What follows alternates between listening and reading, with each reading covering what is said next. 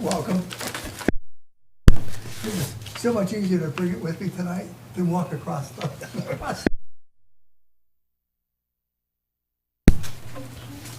I was gonna read it before I give it back to you, but I still have New Yorkers to read back from when I had a subscription, which expired at least 3 years ago. Not flickering? No? Go for it. Okay. Okay.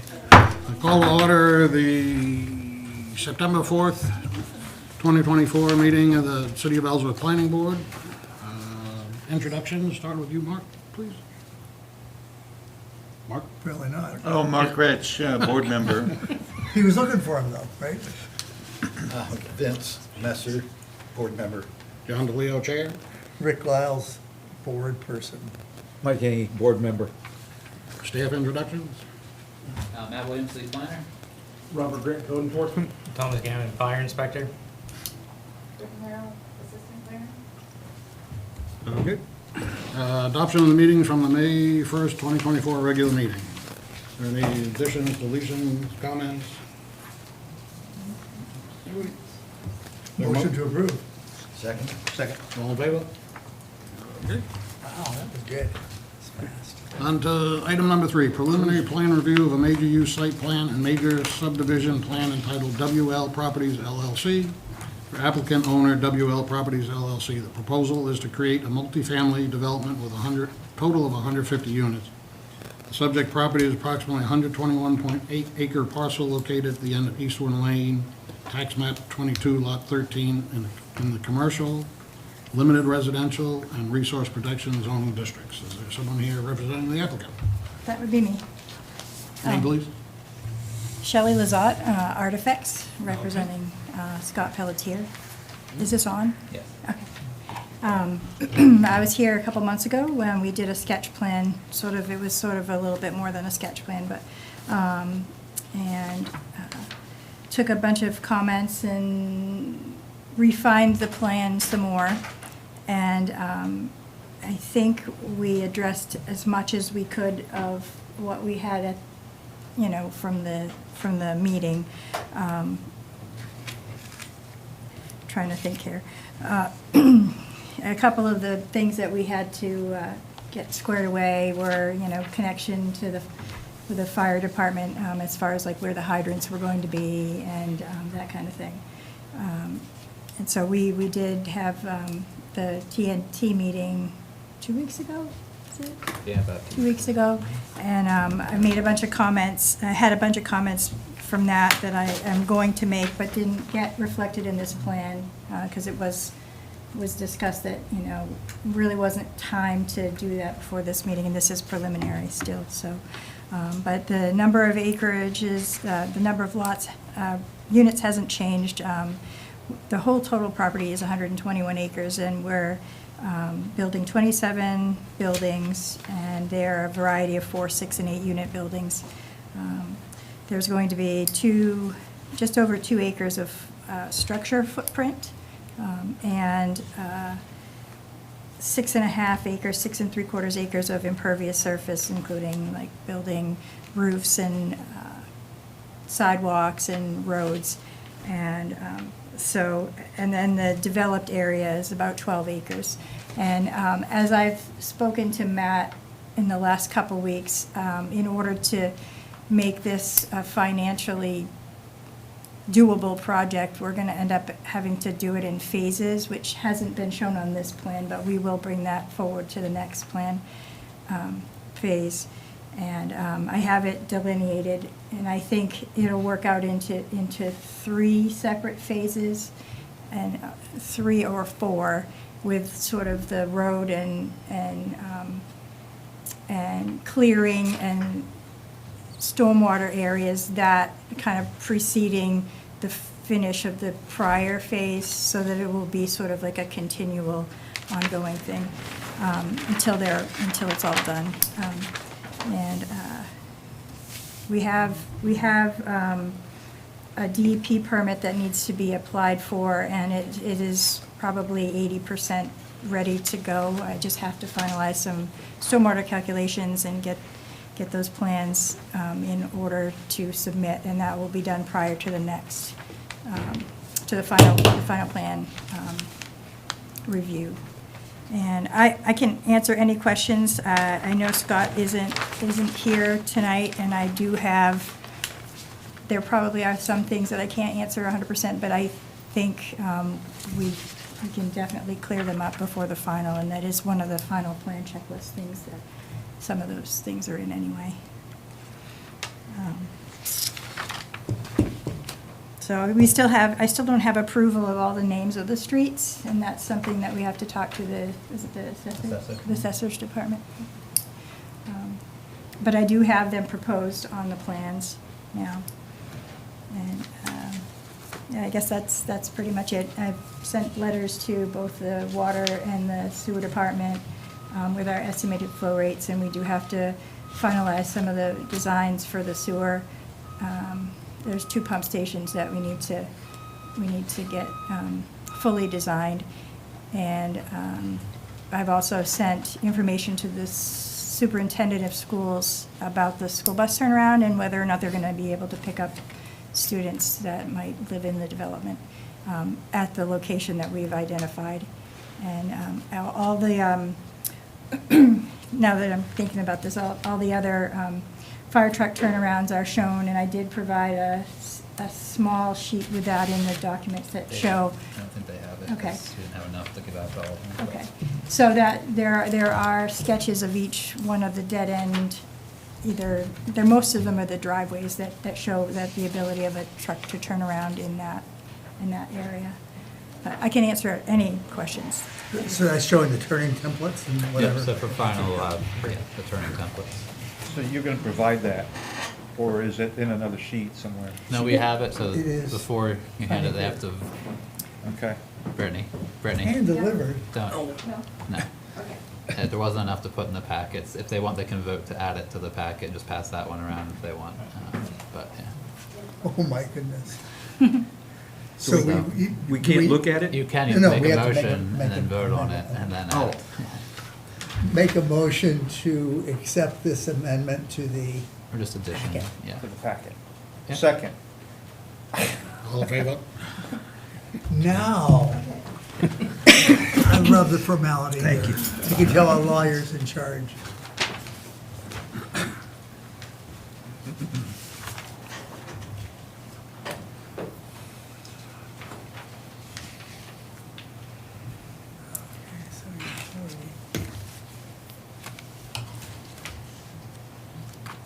And you've reviewed these, Fire Guy, right?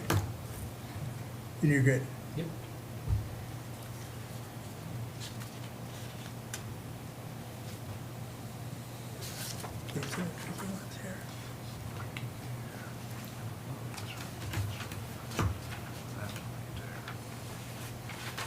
Did you want to see it too? I was just waiting for Mike to see if he had questions on. I do. Oops. I got Just all a kinds of couple. questions. These are basically for the T-turn for backing? Okay. So the other thing that I noticed, and there's just a couple of spots that I was a little bit concerned with. Your ordinance still allows for a specific diameter for turning. Yeah, so Okay. she, If they can show it on a template, then they don't need to meet that, correct? correct. Okay. So there was just a couple of intersections, and the first intersection I was looking at was basically as you come in, the first four-way intersection, excuse me, the second four-way intersection. That radius seems a little tight to me, and you don't show actually turning into it, you show it backing out according to the opposite side of the road. Which one is Okay. Circle, Reese Way, and. If you're coming in the second intersection as you come in, Yeah, okay? yeah. The turning template shows the backing out around one corner, but it doesn't show turning in from the other.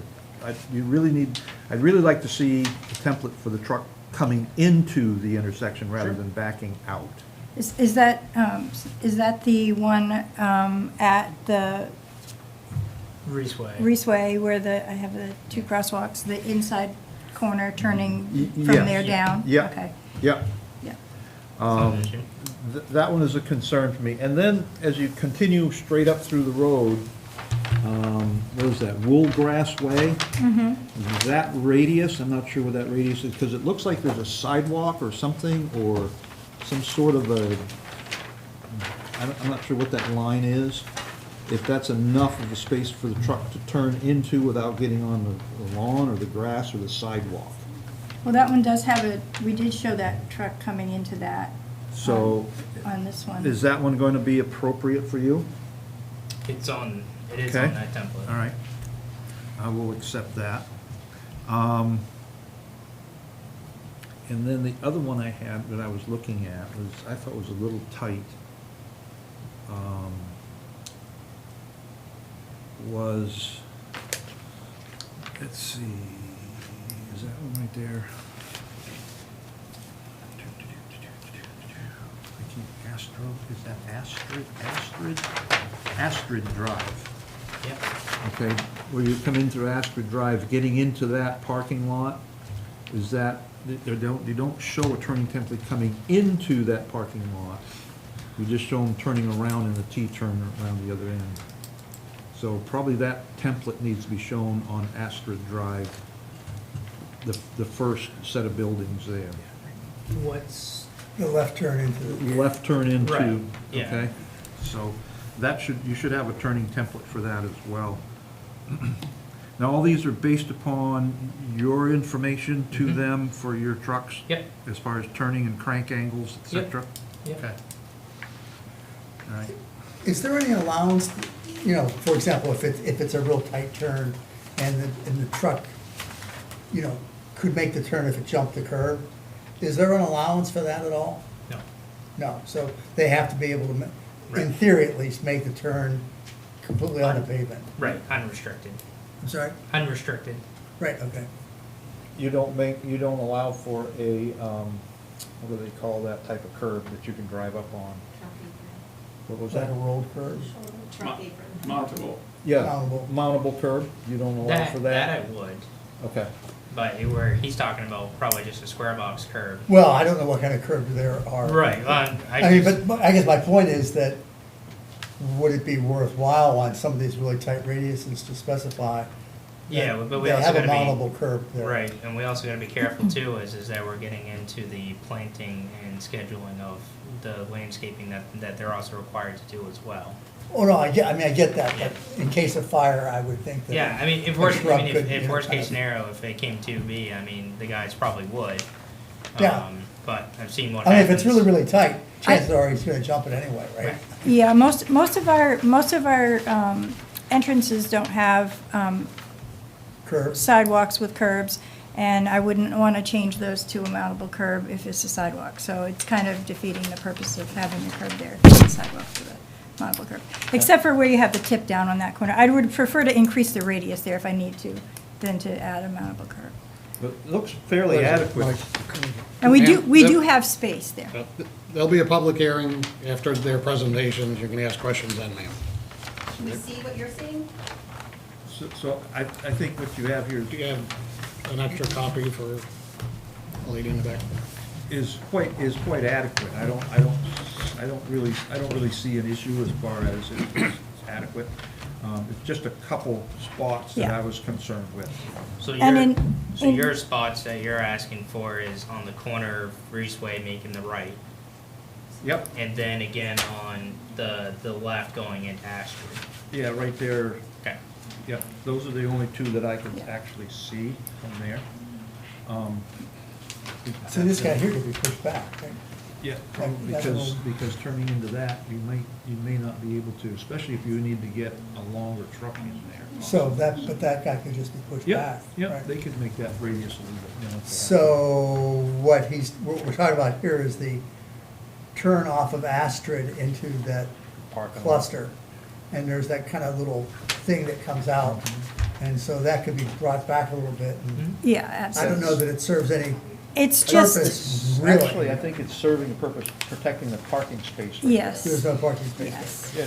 there. It is. I think it's because of the angle, it's a little odd there, and I do think, Oh, you're right, sorry. it is a good radius, but, it might, we can certainly look at it.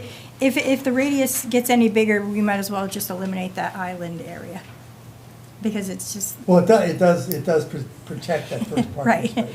Or we could just take I think we're good on parking spaces, so I think if we needed to take one and back it off a little bit and still protect that would be okay too. Yeah. If in fact the turning template If it on there doesn't work. appears to cause a problem, then Yeah. do something, but otherwise, I just have a question. As far as your fire trucks go, do you always drive in and back out, or is there ever an opportunity to back in and drive out? If it's less than 150 feet deadhead, then we can back in, we can back out. If it's more than 150 feet, then code requires us to have a T-turn, Y-turn. Yeah, and that's what I focused most of these on, Yeah, and sure. rather than the corners, which I do know that, in some cases are kind of tight if they're, especially with the sidewalks on the side, one side.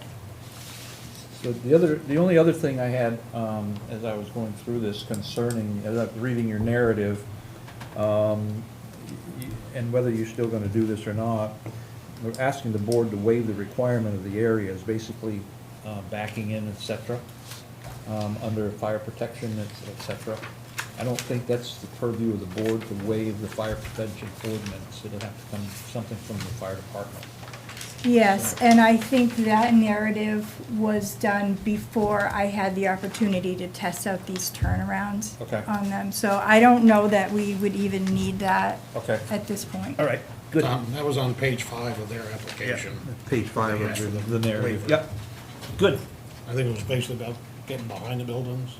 Yeah, basically, it says areas that are not able to provide a turnaround due to grade or space limitations will have access from roads or drives on more than one side of the group of buildings, and we ask that the board waive the requirement for these areas. That would have to be a fire department waiver, not a board waiver. Gotcha. like that now, man. Yeah. Oh, I had that down to ask. Oh, I'm all set. I'll be quiet.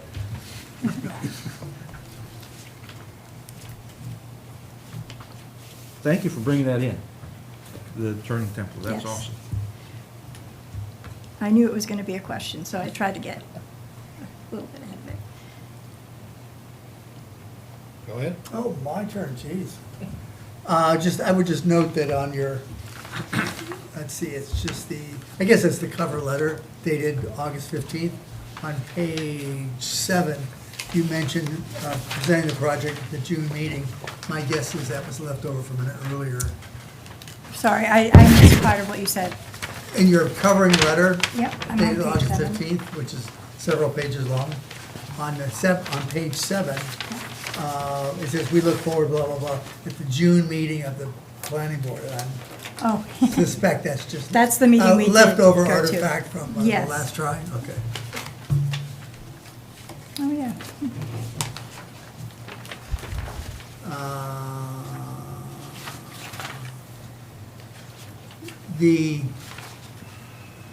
You had several different letters there from different state agencies and whatever, okay?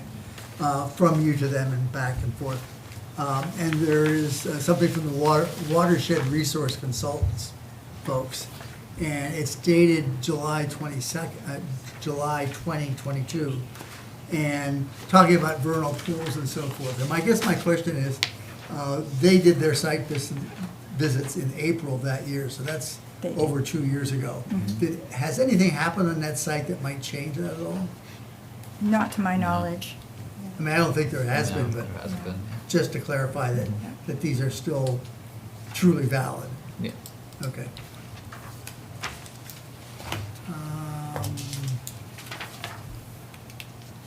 There was, along those same lines, there's something about about great blue herons nesting areas, okay? I didn't know this. And they talk about, sensitive areas and so forth, and distances from them in terms of construction, all that. Has that been, is that resolved, or is that, So on one of the maps in the is it in there somewhere? report, Okay. has a multicolored, sort of an overlay of all the areas that are in that. And I believe the blue heron one is the larger purple one that you This see, a guy half here? moon at the top. Yes, guy? yep. So the top one that sort of comes down like a crescent sort of moon, half at the top. Okay. That's the Oh, great blue right. heron, Oh, that's the herons? yes. Okay, Yeah. I'm sorry. Yeah. I didn't read this closely enough. Oh, it even says that, okay. Okay. So much for the herons. So we are a fair distance away. I would say it's Yeah, probably right, I got that. 1,500, 1,800 feet. Okay. Let's see here. And this is just an aside to Matt or whoever. Or are there any issues with homeless encampments in this area at all? And if so, does that have any impact? It wouldn't have an impact on the project moving forward, but, if the crew goes out there, if this gets approved and the crew goes out there to build and they see that there's an issue, they can call Ellsworth PD to come and trespass the property. Okay, But I don't know of any persistent issues in this specific lot. I know they have been here in the past, but not as, I don't know it to be a hot spot like some of the other lots in this area are. okay, well, I was just thinking if, we're gonna take care of the herons, that we should take care of others as People well. too. Yeah. And generally speaking, this is quite a ways off, the main drag. Generally speaking, the homeless Or kind of closer. keep closer, back Yeah. of the mall, back of some buildings. They don't travel that far, generally. And I'm sure that we asked this at one point in time, a long time ago, but these are all market rate They're- rentals? Or are yes. they're not income restricted or anything like There that? is there's no, Okay, I'm not sure what you call it, but. and we have 150 units, and they're all multiple bedroom, is that correct? or Two incorrect? bedroom is the Two-bedroom. design. Okay, so indeed, then we could have like 150 kids, right? And I know that you did some contact with the school. Was there any, what was the outcome of that conversation? So, it was before the school year started, but I do need to send her an updated plan just to make sure that everything is okay with that. She said she'd be happy to review it, didn't have a chance to, send her the most recent copy at this point. Because I may have just misremembered this, but, 150 potential kids is a fair It's a number, lot, right? Like Yeah. 5 classrooms full or something. So, are Code does assume 2 heads per bed, so, 2 heads per bed? yeah, I like the way you talk. well, So there could be 12. Okay. That's what So you're saying. 4 people per apartment. correct, So that's 2 kids, correct, so it's 300. Okay, potentially. so anyway, so the school, you're in touch with the school district? The superintendent, I sent to it to worry her, about this, yes. Okay. Well, I I contacted her. I haven't sent her the most recent Did she updated review plan. the 142 unit plan? I gave her a brief synopsis, but I did not give her the plan. I guess I'd kind of follow that up if, just in case the school did not approve a school bus going into your project to pick up the kids, what's the alternative? Is the alternative picking them up on Route 1? Yeah, that would be difficult because, one, they don't own that property. It's a right-of-way, so they could stand there, but it would be in a But very not safe place to be. earlier, you had talked to the school board, or the school district, is that right? Just in that. With the 148 or whatever. Just as with a brief synopsis, and I have, like I said, I told her we were coming to the meeting, I told her how many units we were planning, but she has not seen the plan Okay, yet. that seems like something we should come up final. by the final, yeah, okay. And kind of going along with that, because the building you have for picking up school kids is also where the mail drop is going to be. Yes, Have yes. you had any conversation with the postmaster? No, I haven't. No. Given the size of the development, it seems like those things should be covered one way or the other in a funnel. You might want to tell that lady that. Ma'am, we're gonna have a public hearing once this presentation is I done. know, but I'm part of the school board. Oh, you're part of the school board, So- okay. Write the Trying to, question, you write the know- question down. Yeah, write the question Okay. down. Write the 'cause I question would No, like if to you hear. have, if you have questions about this, specifically the school buses, I'm here for you, for Ah, that. Okay. That's what I'm trying to tell you. Okay, that's different. Thank you very much. You can say that. We'll ask you as soon as we get to the public hearing. You we- can count on it. We have, you know, not being able to predict really how many there's potential to be for Oh, right, but for it's- students. but it's gonna- I However, mean, we'll in make theory, it's a accommodation pile, to though, make right? it safe for children to be living there. So we're not going to force them to stand on Route 1 if that, we'll work something out. Okay. I'm looking at the sidewalks and whatnot, okay? And it seems, and correct me if I'm wrong, because it could easily be, that you have sidewalks that in essence go right down in front of the unit. So all the units are kind of, in one of those little pods, are all connected, okay? And there's sidewalk on one side of the street throughout. But there seem to be gaps between the end of the sidewalk that's in front of the units and the sidewalk that's along the street. Some of That seems them, like a bad plan. some Would of you like to them comment on are, that? and some of them, this, part of this comes back to the whole turning radius thing that we talked about earlier. The road width at those locations is wider. So the entry drive is wider than it's the same width, it's just not delineated by a sidewalk. So there's extra width there. Okay, but like, so for example, at, Sumac Way, I think down here, down here, this one? I think right there is maybe one that you're. it doesn't look like- Yeah, okay, so Sumac Way where it connects to Reese Way, it seems like there's a pretty significant disconnect between the sidewalk along the street and the sidewalk in front of the units.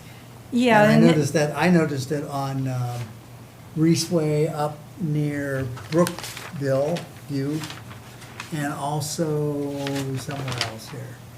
Oh, actually, as you turn off of Reese Way into one of the larger pods, it seems like the sidewalk is discontinuous on both sides of that entrance. yes, like I said, on the streets that have sidewalks, the travel way is not as wide, and it's divided by the curb and the sidewalk on one side. When you get to the driveways, per se, the entrances, those do not, some of them do not have sidewalks, but they are wider in total width. Well, let me ask you, are all the sidewalks raised sidewalks? or- Yes. Okay. Yes. And I think, like, particularly, I mean, we talked about Sumac Way, I think throughout the project, you need to have a raised sidewalk. Like on that corner from Sumac Way, tying into the sidewalk along Reese Way. I did consider it, and that was one of the things that was the most complicated to design in this whole development, because we're dealing with a lot of stormwater treatment, that a lot of this is buffers, and so you have to provide the watershed off directly from the pavement. You can't channel it in a curve. So every curb that I add makes it more complicated and more difficult to treat the stormwater. So I was doing a balancing act. So I provided a wider driveway, wider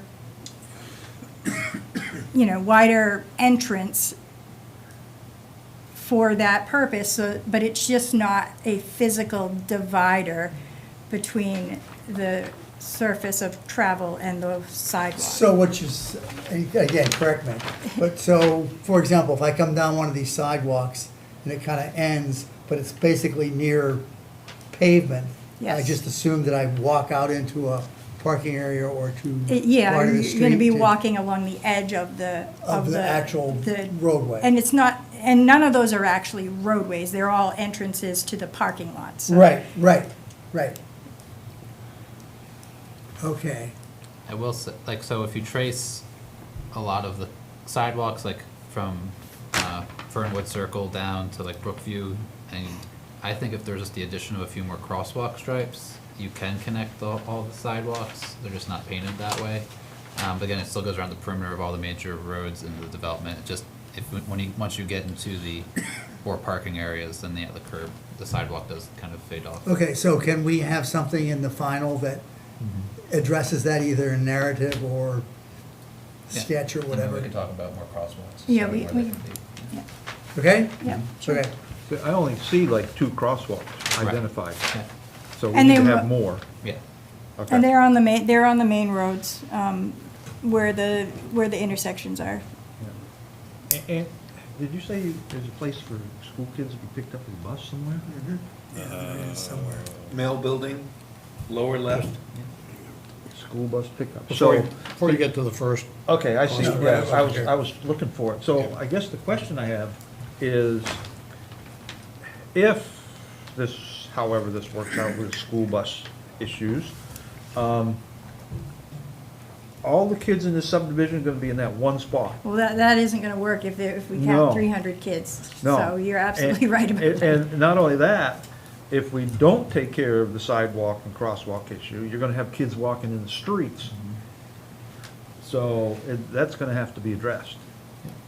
Okay, just to We're gonna get to that in the public hearing, I'm pretty sure.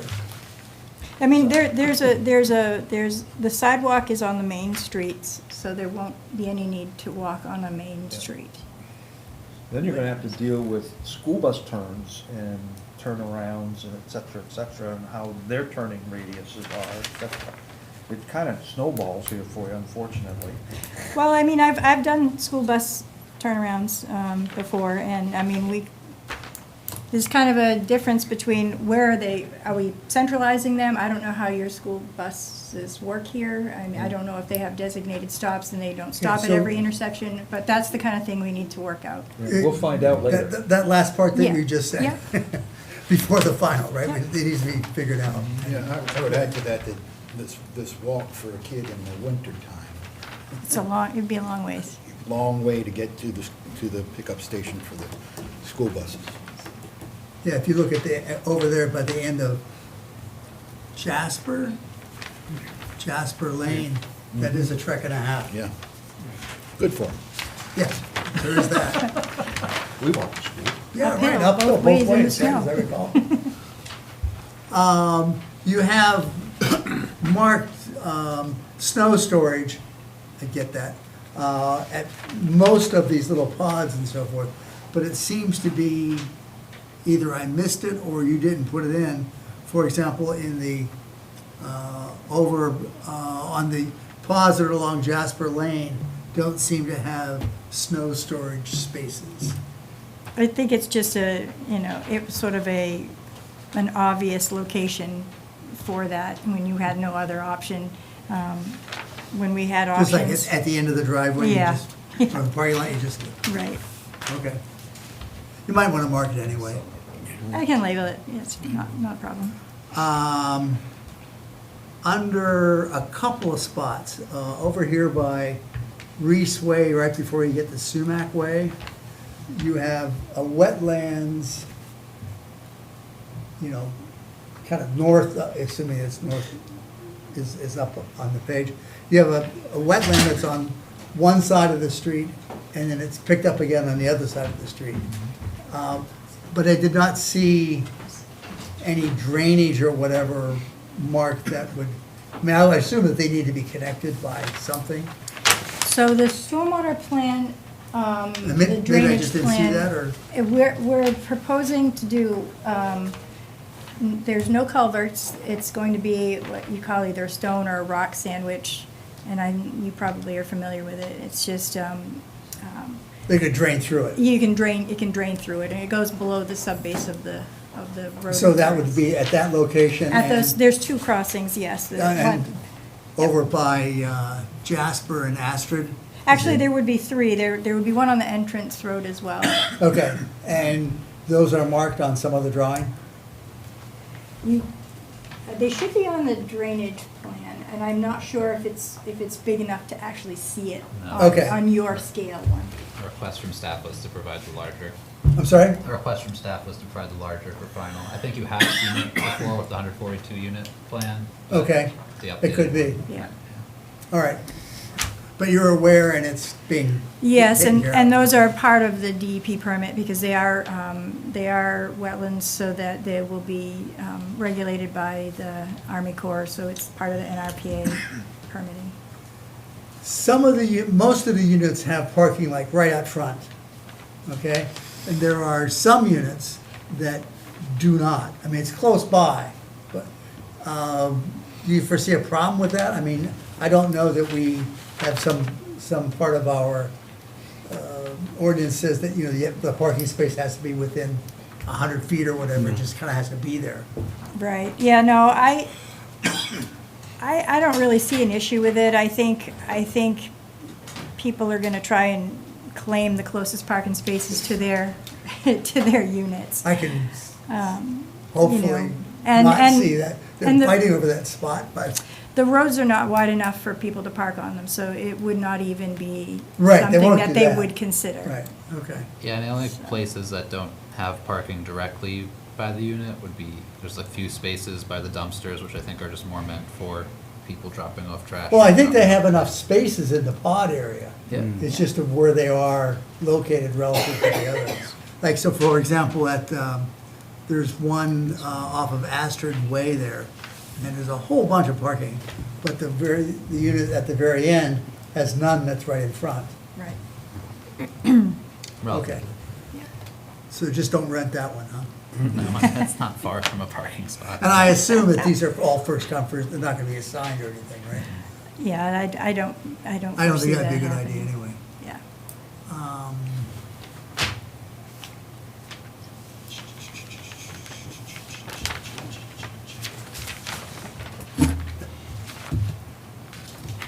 That's it, That's it? that's it. Mark? No, thank you. I just have a couple of questions that I discovered from this discussion, and one of them is that the mail building, dumpster pad, et cetera, school pickup, all in the same place, and it seems to me that there's a great opportunity with 150 units and multiple people in those units for a lot of congestion in that area. How are you accommodating that? And I don't see any parking spaces there, obviously. Is that a consideration? Yeah, it's definitely, I mean, we did talk about an alternative location for additional dumpsters. And that will show up on the next plan. We do plan on adding that. The dumpsters are sort of like, you know, you're gonna pull over, you're gonna drop it off, and you're gonna leave. You know, in theory, hopefully that, you know, you won't have that conflict with the dumpster pickup, like, But- My concern certainly is about the dumpster pickup, but it's also just the potential traffic there. You've got kids going to school, you've got school buses picking them up, you've got people coming to pick up their mail. It gets kind of like a real busy place. Yeah, and the- not a large space. the mail drop-off is definitely a thought to, That's gonna be you a know, huge thing. It, I mean, and that maybe the post office, maybe they would, you know, we can put a couple of different locations for that. does Casella just go the- into developments like this to pick up trash? Yes. Yes, because it'll be private, Yeah. I'm sorry? it'll be private picking it up. Right, Yeah. okay, but Yeah. I mean, like, they go in and pick up the ones with the tags on them, right? Just like my No, house. they'll just go to the dumpsters and they'll empty the dumpsters, Just at the dumpster? yeah. But so they won't go through the whole thing? No, but tenants will have to take their trash to the dumpsters. If they leave their trash out in front of their apartment, then Robert gets a call. Yeah, then I get a call. That's why in TRT, we suggested adding additional locations for dumpsters. Sounds like a. So like, you know, Jasper Lane, the same thing with the kids walking, that's also a long way to take your trash.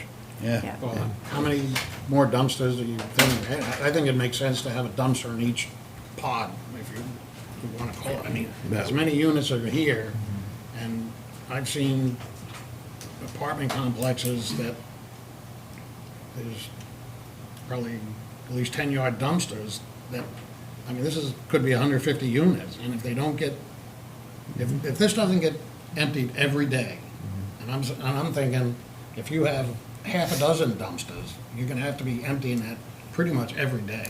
Well, I mean, general volumetric calculations for the solid waste generation, it actually doesn't even call for that many, but I think I did a calculation, I don't have it in front of me, but how much, people throw away a lot more stuff than, especially moving in and moving out, so you're gonna have an overabundance of that in holiday trash and that kind of thing. But on a general basis, there really isn't a huge amount per week. And so that was our thought, was to provide it, start with the first phase and make sure that this works, and then we do have other locations for dumpsters to go in the future. And the same thing goes with the mail. A lot of times what we'll do, instead of having an actual building, is just have one of the freestanding mail units that everybody has their own key. And so it has their box number on it, and they can just drive up to it. But that's gonna, for 150 units, that's a pretty big, Well, we would put it in more A than couple one different location. ones? Yeah, as long as the postmaster's okay with driving in and delivering those to that. I will say, generally, the post office wants one general location for all the mail, but in the case of this many units, they may make an exception. Yeah. oh, I mean, I can imagine that, picking up 30 is a good idea Right. at one spot, but We don't know that yet? No. I mean, when this came to the board over a year ago, I brought that point up. And I have brought looked the into point up about options. mail, and I brought the point up about school, and we still don't have definitive answers. And here we are, over a year later. It's not it's not a difficult thing to add. I'm just saying, it's not a difficult thing to add once we know.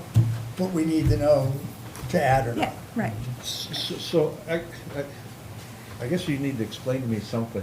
You said that according to the calculations for solid waste or whatever, I think you said that they figured it wouldn't be as many pickups as John was saying. What kind of, how do they figure that? Do they figure it on per person? Do they figure it on per apartment? There's a number of cubic yards per person per day, or Okay. something like that, multiplied by, the total of units. So are that they you have. figuring it on 4 people per apartment or just, Well, that would be up to me to figure, Okay. So 4 people per person, per apartment. I did not figure it on 4 people. per okay, I apartment. think it should be, because that's what's allowed in there. Now, I granted, you could have smaller children that's not gonna generate as much, but I think it still needs to be based upon what the capacity of the apartment is. I mean, you can look at it the maximum Yeah. Which generation. would, if you looked at it at the maximum, it gives you a little bit, maybe a wiggle room possibly.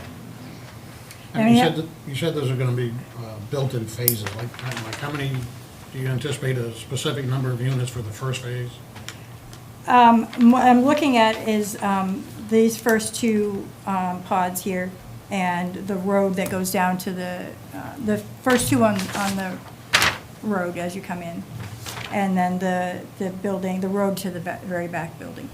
I mean, I think that would give you, a good idea of what the garbage Right. production is gonna be. Yeah. And with the phasing, do you build, I'm sorry, and I think you've said this before, but do you build all the roads all at once, or the roads get built as you go?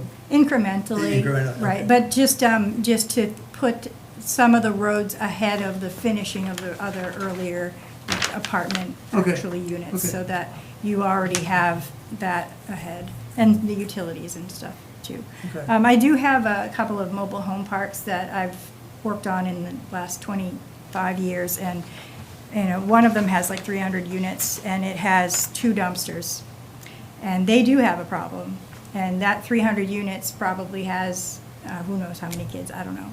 And they're small dumpsters, they're probably 6-yard dumpsters. And they pick it up twice a week. And there's only one location for the whole thing.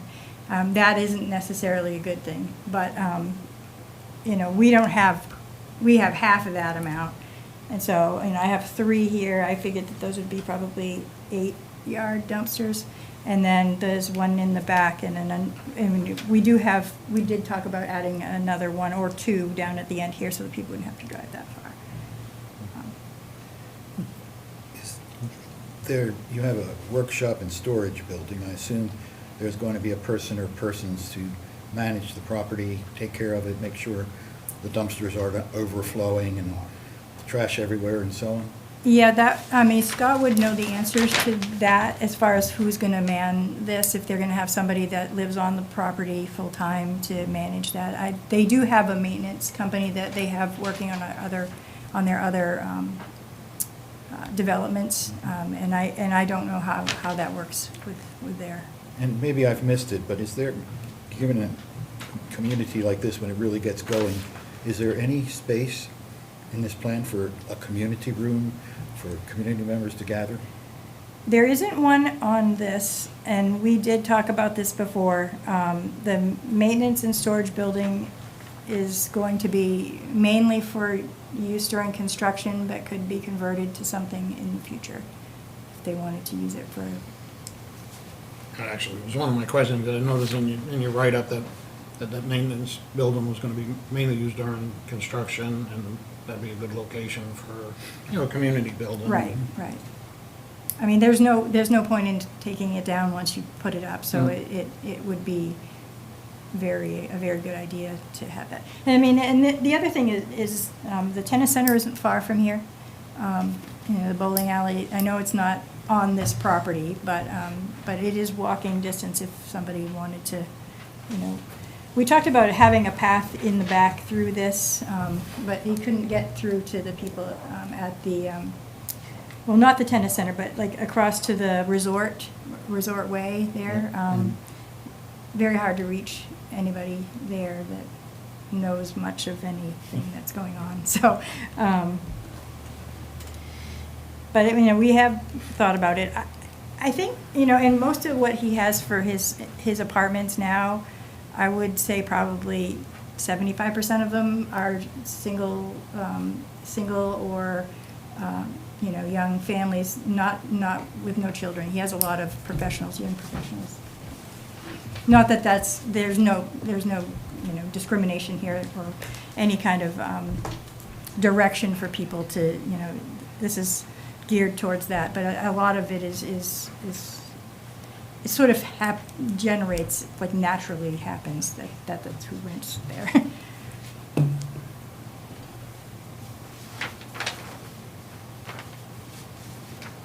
Okay.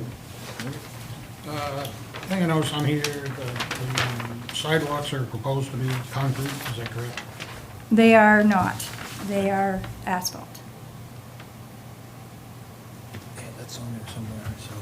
Well, I noticed at least one place, excuse me, as you come in, before you get to the first building, it's 5-foot wide concrete walk.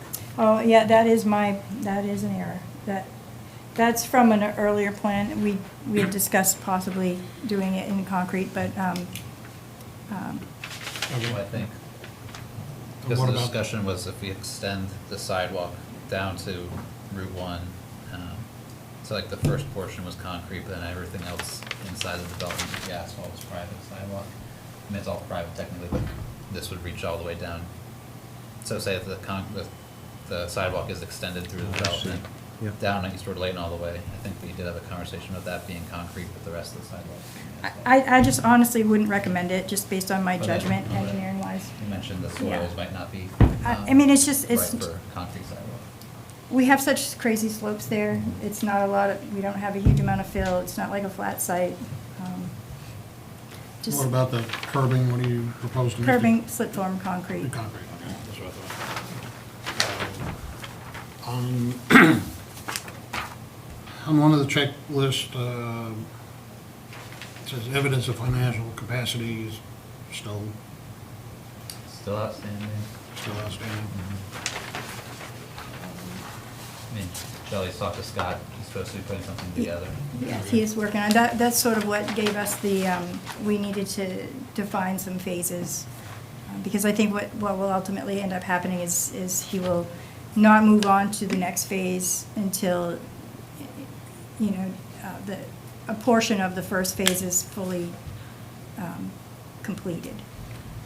There's been a conversation, you only have so much time after planning board approval to get 33% substantial completion before you lose the approval, so you know, a consideration the developer's taken is that, you know, if they do it in phases, they're coming for the full approval though, just with a phased construction schedule, so if they don't get 33 or 30% of the way through the whole development into 3 years, they'll have to come back to the planning board to essentially get the remainder reapproved. But is that, talking about the evidence of financial capacity, that'd have to be for the whole project, though, wouldn't it? Yes. Okay.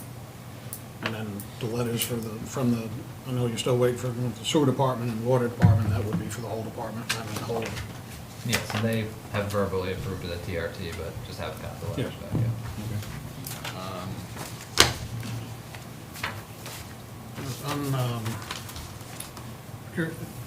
Well, you answered the question about the workshop, that it may be used for community building possibly. I mean, all these units are gonna be rented. I mean, what are your plans? How long a rental period? What I'm concerned about is short-term rentals. There is no intention of these to be short-term rentals. I mean, generally speaking, I think, Lease would be a I think year. a year lease, yeah, is minimum, yeah. and throughout the plan, I mean, the diagrams of the building with, I mean, shows, I mean, all the ones with the utility buildings have that little space on the end. So, I mean, not every building has a laundry room. Right, Correct. But there's several laundry rooms throughout each pod. right. I was curious, similar to when we dealt with Village Way and the lot numbers, Matt, would it make sense, basically from the staff, that, I mean, each pod, you have building A, B, C, D, E, however many buildings are there. Would it make more sense from being able to quickly locate these buildings that, I mean, there's 27 buildings, correct? I believe You that's have buildings 1 27. through 27, units 1 through whatever. I mean, it just makes sense that, okay, you have a sign that says, when you come in here, you'll go to this pod for building A, building B. Or you could say, go to building number 25, and you know exactly where you're going. I mean, it just seems like it makes sense. Is that a difficult thing from your aspect, from the city's aspect, to have it done that way? Does it? So this hasn't been put through the 911 process yet, but I think I'm open to either way. I mean, again, if you have the street address, you're saying Fernwood Circle, Building D, Unit 17.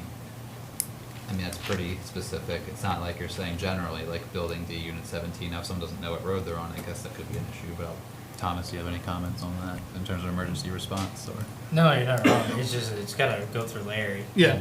So as soon as Larry puts together what his proposal is, then I can amend, or I can ask him to amend what it would be, we'll use the workforce housing where each one of the buildings is numbered to say number 17. And by code, it has to, all the doors get labeled A, B, C, or D. So I guess the question John is asking, so you come in through Brookview Drive, and you've got a fire call on, what is that, Jasper Lane. Or the ambulance needs to come into Jasper Lane. Are they gonna know which way to go? So it's more of an issue of wayfinding signage? But that's my point. You have some sort of a signage, I think that's what he's talking about. You Yeah, know, if no, you we've- have et cetera, et cetera. Shelley and I have already talked about it, is that there will be some sort of signage to direct people to the roads. It's like at the beginning, the further you go back. Yeah, The numbering on the building and stuff like that, that's, yeah, I get the number into the building, Yeah. just the direction as to which way, where is Jasper Lane, or what number of the building are they gonna go to? yeah, we basically. talked about it in our last meeting, it just wasn't put into this, it was gonna be brought up to the next TRT meeting on the plans for the final. Okay. I mean, I think when this goes to Larry, I would ask that you pass, I mean, and Larry does a really good job, I mean, street names, but I would hope he would keep, I mean, there's some ways in here, there's a drive, there's a lane. I think we need to keep all these roads ending in way. That's what pretty much since 9/11, the new 9/11 addressing started, I don't think there's any exceptions, that every private road ends in way. And I think we need to keep it that way. Just for the part if it's a way, it's a private road. Everybody knows if some street ends with way, that's a private road. Isn't that part of the 911 addressing requirements? As far as way, road, avenue, et cetera, et cetera? I think there is, I I think don't know so. if there's a rule for that, but I think there Larry just is. seems to keep everything as That is something a way. Larry question. Yeah, I did have some earlier conversations with him, and I had proposed some names, and he didn't mention anything about whether it was drive or way or whatever. He Yeah. didn't mention anything about that. He just said it can't be named something that is close or similar to anything else Right. in Ellsworth or in the nearest communities. But it would be good if there was a, kind of a hierarchy and, like you're If everybody saying, knows there are about all it. ways. It'd be hard All with ways to Fernwood do this. Circle. So I think the building numbering, I mean, I think it would make more sense to, if there's a way for Larry to figure that out, that there's building 1 through 27, and like at Oriole Way, then I think it's letters, I think. Numbers on the on- buildings, Okay. letters on the doors. Letters on the apartments. Well, yeah, I mean, the one I always think of is the one, over by the hospital there, with buildings and building numbers and unit numbers, and it's like, what the hell? It gets a little And it's confusing over there. very confusing. They I don't can have imagine street if you get used to it, it's okay, but I think I've been there. I don't think they have street names that are different. I think their whole thing is just a series of parking lots connected together with no street names. That's why it's real confusing, because there's no street names. I think you should come in there, if fire, EMS, police comes to an intersection, buildings 1 through 5 this way, buildings X number, to the right. I mean, I think it just provides a lot quicker response to the. but this is what Larry does, right? Yes. Larry's in charge of it. Usually what happens is they'll do the submittal, Larry will call me, we'll meet, we'll go over it, and then we'll make changes or proposals and to make sure that we're meeting all the 911 requirements, and then it gets submitted back to the person, the developer, and then they'll resubmit it on the plans. And I assume that you're not wedded to the actual names here, like Sumac Way doesn't have some spiritual guidance for There is a somewhat of a Developers. theme. It's very difficult to find names that don't already exist, unless you want to get real strange. No, we already had that once and we kind of vetoed it. I think the note is that they should show location of wayfinding signage and a detail of what will be on the sign. Name them all after flowers or animals or whatever. Let's talk a little bit about the road coming in from Route 1 to your property. I mean, who exactly has legal rights of ways over that road? How many different owners? I don't know who else owns it. I just know that he has an easement. It's not, he doesn't own the land on which he has to cross to get to his property. I mean, I guess I'm concerned about, okay, I mean, obviously, you take care, once your road starts, you're 100% responsible for that. I think the city needs to get a copy of the easement or right-of-way or whatever gives them access to it, who the other property owners are that access that. I mean, what type of maintenance is gonna take place on the shared road? I mean, that was addressed at the sketch plan, not really addressed, but a request for the developer was to reach out to these other landowners, find a way to communicate with them and come up with a plan for, you know. Because obviously I there's, think the developer was going to bring the road up to full standards during construction, but then after that fact, it would have to be kind of a road association to organize that. The, up to the tennis center right now is currently maintained by, I'm assuming, the people that own the bowling alley, because I think they are the ones that own the road.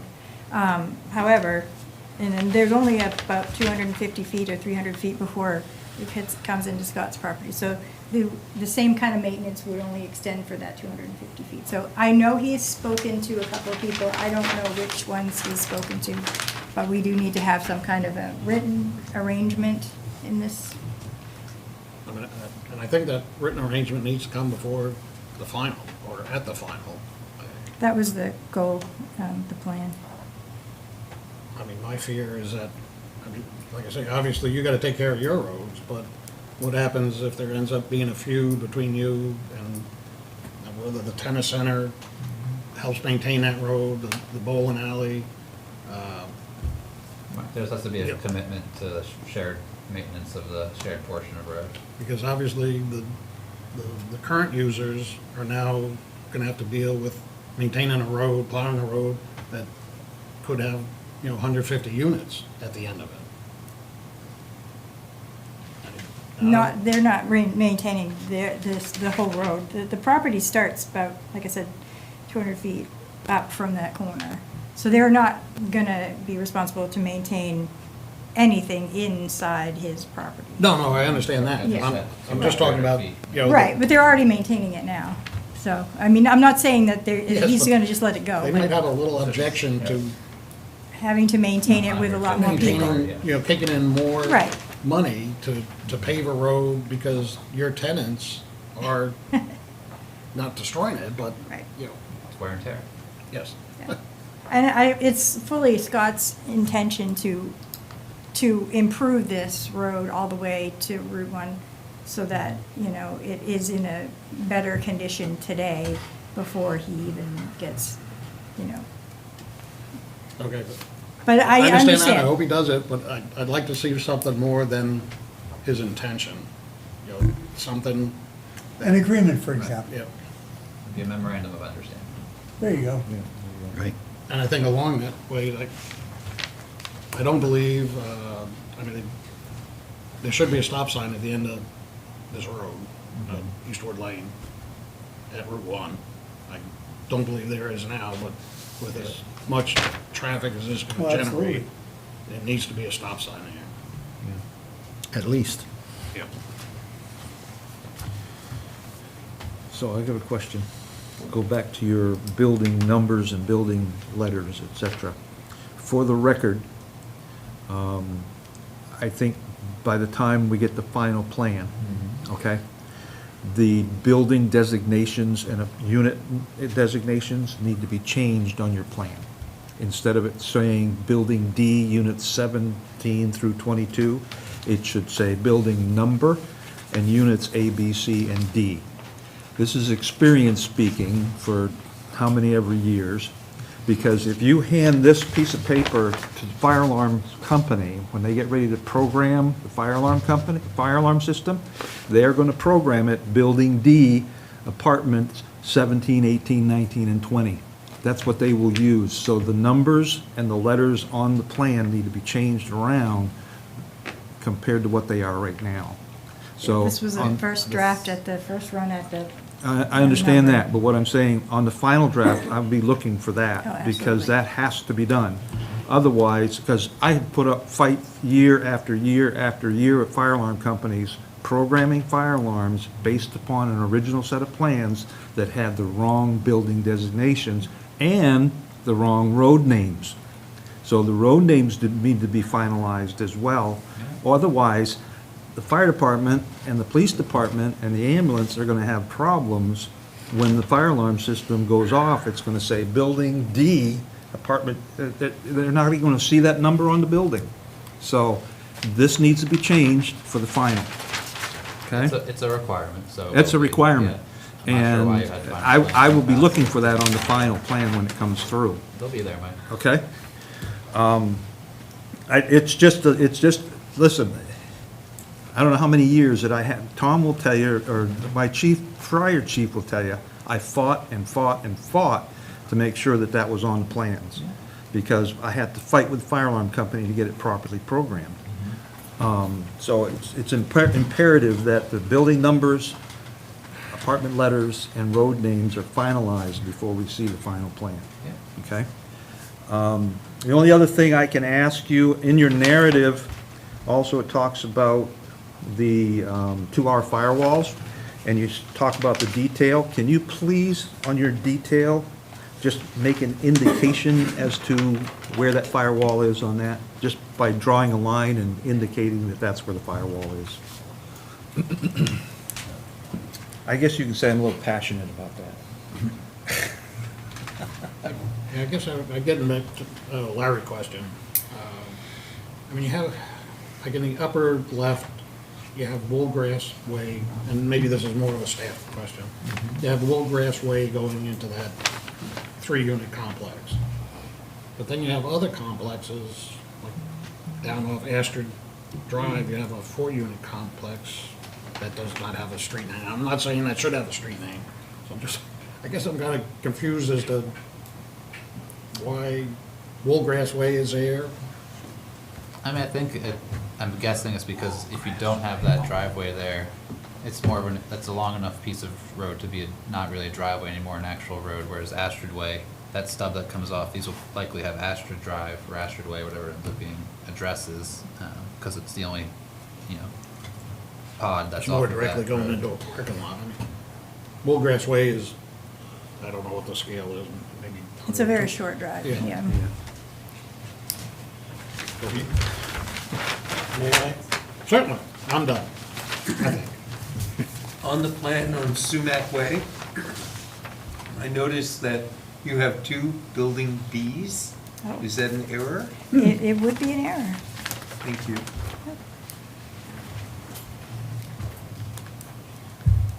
How about that? Good catch. Yeah, good catch. But they may be numbered anyway, so it won't matter. Thank you. Just clarification for my edification. Yes, thank you.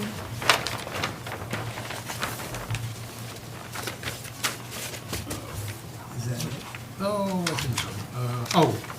On your survey plan from Pliska and Day, there's no legend on it, but I'm just trying to see if there's survey plan, property of WL Properties LLC, Pliska and Day did it. It says that it's US Route 1A. Okay. Yeah, they got me all thrown off there too. That's a typo from, Okay. Okay, now I'm done. I've since changed mine, but we haven't had them change the plan. Any other questions from the board? Then I will open public hearing. Come on down. I feel like I should be writing down like the Price is Right. You can do that. But there's no door to choose from. Well, I'm really excited about this because, Could you introduce yourself, please? oh, I'm so sorry. So I'm Abby Miller, and full disclosure, I am on the school board. However, as a board member, when you're by yourself, you have no power as a board member. Your power only comes as a voting group. So the opinions and knowledge I express are solely of my own and not of the board. However, I am here to talk about this and something else tonight, but this is obviously near and dear to my heart. As passionate as you are about law enforcement and fire, I am about children and children's safety. This is very exciting to us. We need housing in this area desperately, particularly for families. And it's a very good plan. However, it is not a plan that would be ready to go into action if we're talking about school buses. You do not have the right radiuses here at all. In fact, we're kind of far apart from what they need to be. I realize that the fire have weighed in, and I understand you contacted our superintendent, but this is the busiest time of the year for school districts. So we need more notice than that I only found, I was not contacted as a school board member. I found out by accident. So we really do need to work a little harder going forward to connect on this, because really, our school, I think head of our bus driving department needs to take a look at this, because this is, I'm seeing a lot of radiuses of 20. We need a radius of a minimum of 28 and really more of 39 to make a turn. Plus, this has my school bus drivers making 5 3-point turns 5 days a week. That's not safe. And many of these 3-point turns involve areas that people would be parked in. They would be crushing parked at the edges of parked cars, or trying to make 3-point turns to turn around in areas that are designated for snow storage, which, were we not planning on having the buses pick up during snowing days? I'm not sure here. Long story short, like, these plans need to be adjusted for it to be safe for our kids. Because it's not just about, we have one place for them to pick up. You do and you don't. You have a place where kids can pick up. However, any child with an IEP or a 504 plan may have in that plan that they be picked up in front of their home, which means having one designated place does not make it for it means the city of Ellsworth still has to pay for that child to be picked up, whether you have that place there or not. We still have to, we are bound by a law that says that every child is entitled to a free and appropriate education, and we have to make sure that child can access that education, and often that will mean we have to pick up or drop off that child in front of their house. Keep that in mind with this many units. If hypothetically we had 190 kids in this unit, which is very conceivable, at least half of those kids also are not of an age in which they can really be left alone at a bus stop, which means their parents would either have to drive them or they'd have to be there to stand with them. So when looking at that area that you have set aside, that in itself isn't big enough to meet that.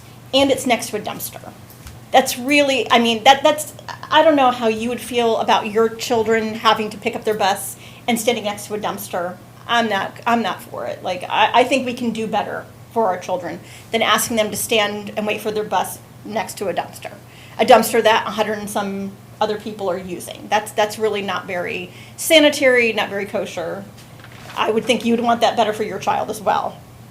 But really, this plan, if you just invest a little bit more money in connecting these roads, stop expecting the bus to do a 3-point turn, bring the road out and around.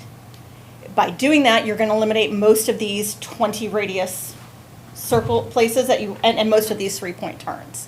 Not to mention,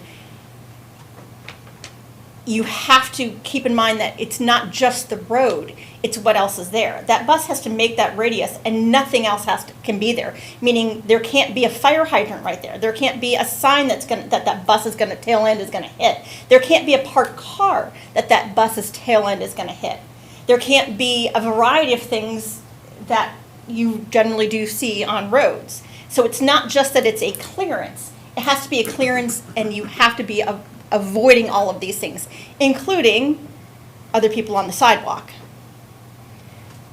With that in mind, the much safer route here is to bring these roads and connect them around. Make them go through the parking lot in a circle, not expecting them to do a 3-point turn. But I do hope this eventually goes forward. I do hope that next time, as a division of the city, the same way fire and police are, that we would have a seat at the table as well and not be waiting to raise our hands. But I hope in the future, once again, just reach out to Superintendent Bowles and give her enough time to organize things and get here. This is the week that we are moving our own location, so it's a very, very busy time. But yes, really, head of bus driving needs to take a look at this for safety reasons, because every time you back up in a school bus, especially in a crowded subdivision, that's a risk. And doing that 5 times a day, 5 days a week, I don't like those odds personally, but thank you, and I really can't wait to see I got this. a couple questions for you. Oh, sure. I know we're talking about big school buses, but then you have other vans, or little school buses, so were those the smaller vans, the No. ones that go to the door, front door, or? That is not, I have to be careful what I say because of what I'm allowed to say and what I can't, and for student privacy, I have to be careful about what I say, but it is not, just because you have an IEP that says you be picked up at the front door does not necessarily mean you get a van. Could you tell me what IAP stands for? It means that you have a specialized plan in place with the school department to make sure that you are able to access your education. That's not for, Right. it's not for special needs children. It can be for a variety. Okay. Yeah, Okay. yeah, and you have to keep in mind, like, okay, a kindergartner, you don't generally leave a kindergartner at a school bus stop unless there's a parent there. Same thing, up until about age 11, you don't usually just leave them there. You're usually trying to pick them up as close to their residence as possible, and it's for a couple different reasons. Historically, we've had kids walk away on a snowy day and get lost. I've been at the school where we were looking for people who walked home that day and just didn't make it, and it's scary, and you don't ever want to do that, and it happens. So there's a reason why we try to get close, everybody close, not just the little ones, but one drop-off spot is not enough. We don't, as a school department, think that we would have money to have vans for 190 kids. That's not really a reasonable request. If we're looking at 190 kids in and out of that, that's a lot of money. But these really should fit a standard bus size. These plans, I don't think that's much to ask. We're a school department. This is a subdivision for a lot of kids. School buses should be able to go in and out there.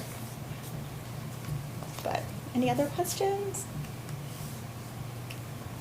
Does the school department have that data that they can supply to an engineer as far as turning radius of the bus, crank angles of the bus, et cetera, It's et pretty cetera? easy to find, yeah, I'm sure. I mean, I know it just because I sat on the Transportation Facilities Committee for 5 years, and I know it just because of that. It wasn't hard for me to find, so I'm sure they could too.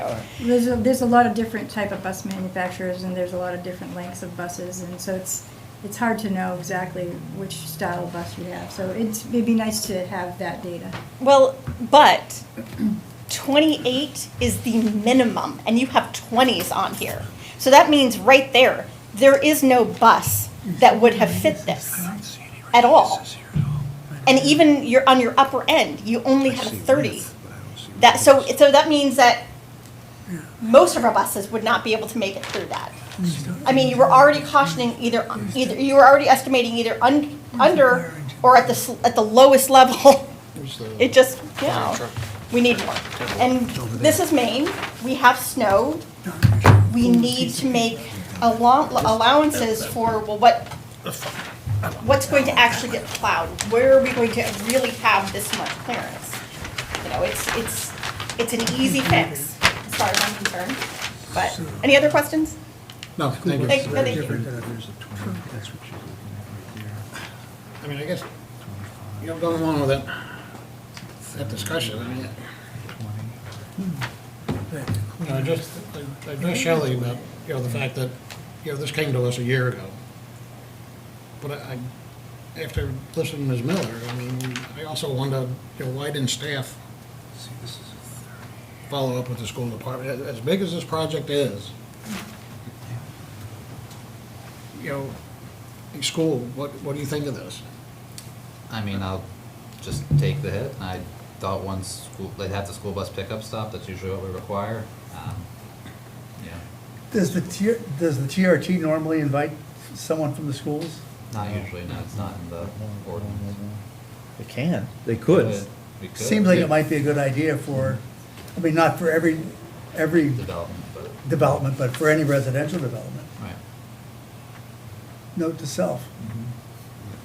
And this is a pretty big development, and as I said earlier, you're gonna have kids, little kids, kindergartners, as it's currently designed, walking a long time to get to the bus stop without any guidance, control, parent oversight, and that kind of thing. I think it's terribly risky. And I do have one quick question. I'm not sure if it's germane to this discussion or not, but I don't know, what are we talking about, 100 plus kids possibly coming into the school system? And my question is, does the school system have capacity? Come on back up. You might as well stay right there, I'm sure they're gonna have more questions. We have some capacity. Do we have enough capacity? I don't think so. We built the middle school and elementary school with the idea that another wing can be added above the kindergarten wing. So we did build knowing that we would be expanding. But on top of this very needed subdivision coming in on 179, there's another subdivision coming in of large houses. So we do expect a large influx rather at once, and it may very well burden us. And we are trying to secure funding to rebuild HCTC at this very moment, because that building's over 50 years old. It's got a lot of things that need lots of help.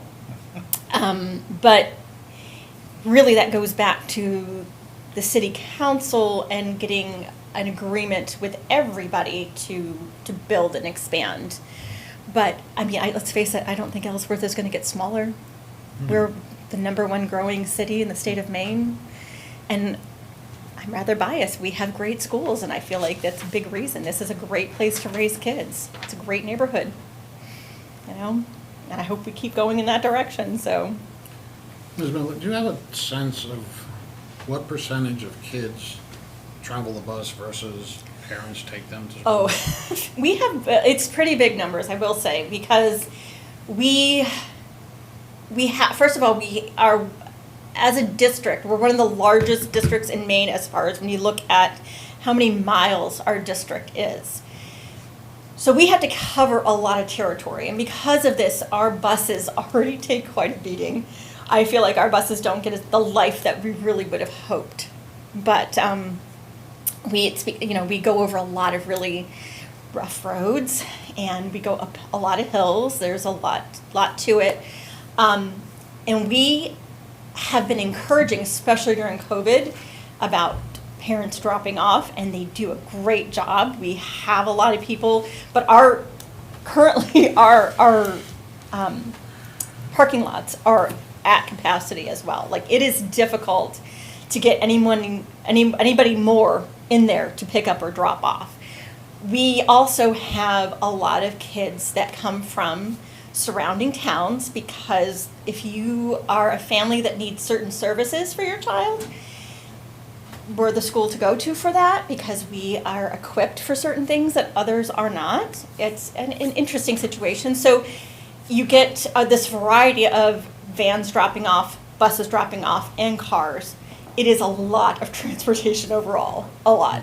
And it's a pretty big puzzle that I feel like our guys do a really good job at handling.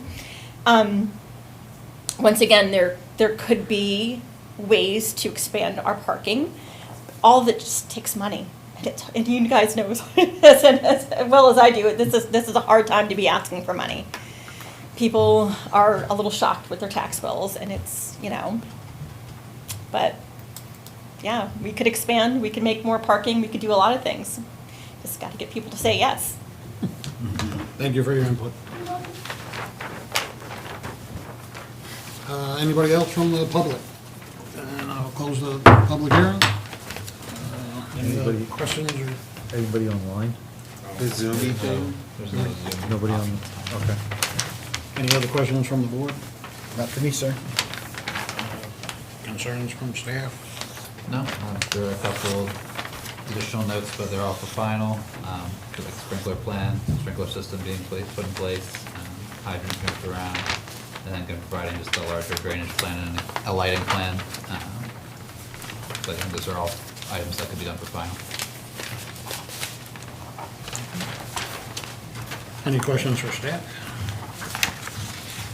Yeah, just to reiterate, I really think it would be a good idea to have a regular channel to the school superintendent or whoever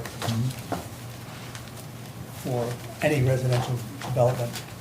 Put that in your motion, No, to be a representative in the school on the TRT. well, that's totally separate though, Oh, because it's a separate issue. oh, okay. You can't change the ordinance in a normal meeting. Well, at least ask.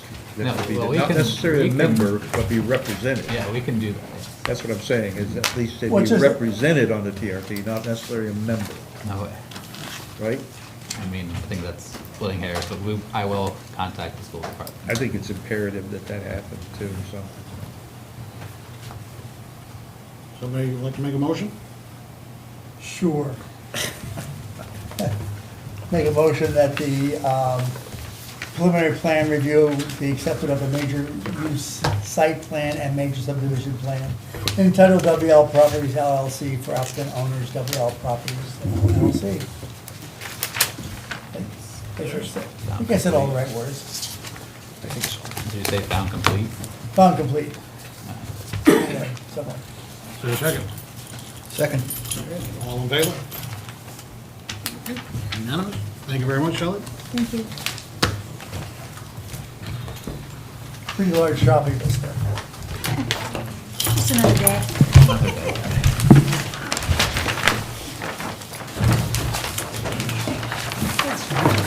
It is wrong. Nice space. What do they do? They give them space. Not trying. They're all warmed up. It's even worse. Okay.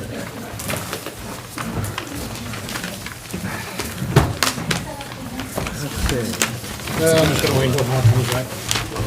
Who comes back? Oh,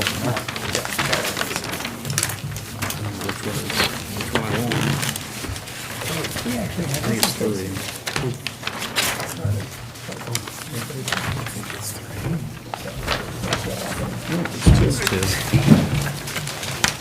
The interior. You know what they're picking up around. 3 is just the inside of the building. How long do this for this one? Not as long. Almost any. You didn't pull them. what'd you say? They asked me if I had anybody. I was indicated we needed to move along as one, someplace better to be. They got it, it's 7 o'clock. But that's just me being sarcastic. Okay. Mark's not here yet, he'll be back. Oh, here. Okay, item number 4, and actually before I read that, should we not even bother to read that and go to an amendment? Yes, because the lots, yeah, are not listed. Because we have to make a change to the wording of item 4. Before we do that, please introduce yourself to the board. Brady Bragg from Carpenter Associates, and I'll be representing the Lawrences this evening. Okay, so, board members, you'll notice that this was the subject property, specifies map 143 lots 1, 3, 4, and 5, which is incorrect. Should be 2, 4, whatever. Because this takes in 143, 1 through 5.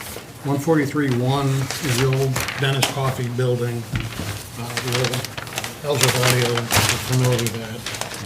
143-2 is the old Ellsworth Falls Food Mart, which is the big portion of the lot, which is 3.31 acres. Dennis Coffee's building is 0.272 acres, which are now currently owned by the applicant. 143, there's no such lot.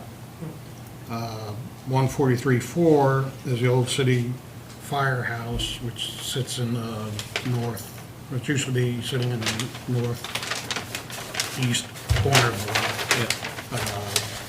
Pretty much right next to the Blood residence.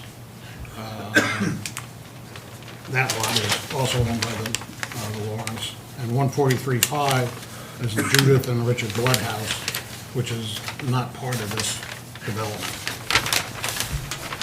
Wow. So, It's 1, 2, and 4 is what you're saying?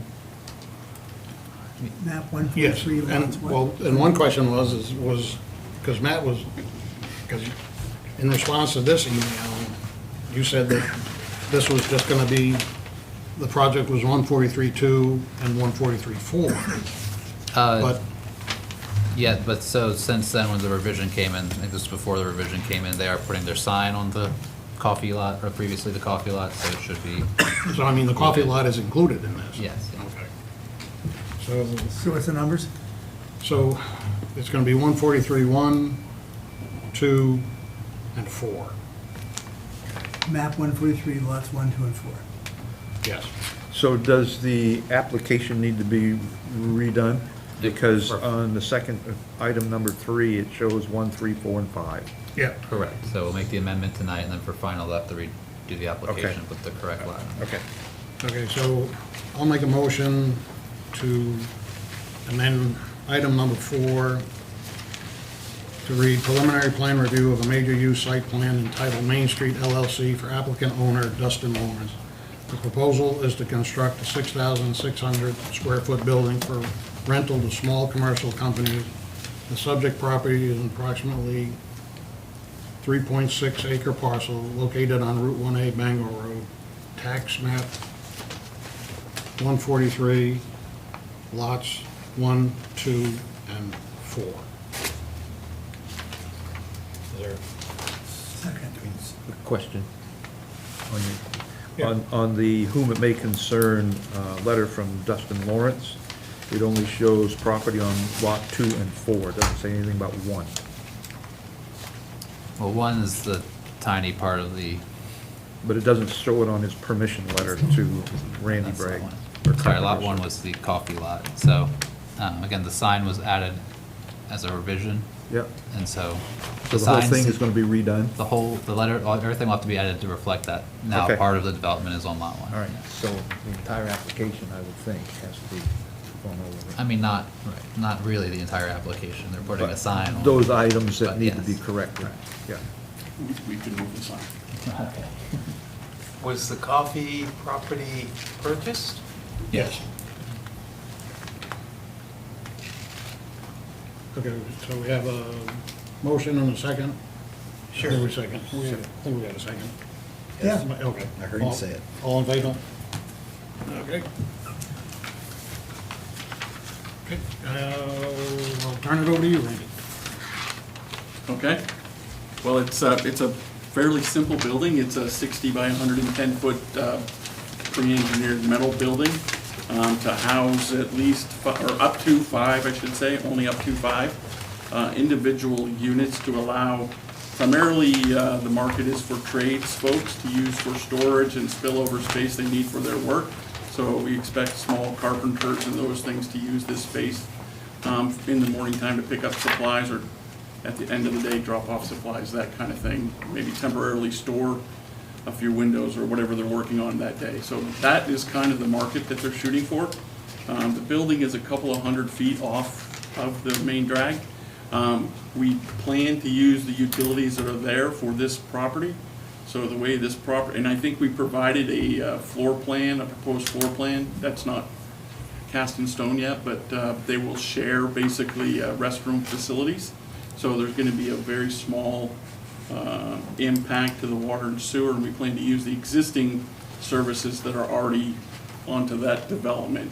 The 3/4 inch service for the water is sufficient for this single bathroom and lab, and the sewer line, given the position of the building, there will need to be a small pump station to lift the sewer to the manhole. We plan to use the existing gravity sewer line to the existing manhole in the road, as a sleeve to push the force main through, to discharge into that manhole. We talked to the districts about that. They seem open to that.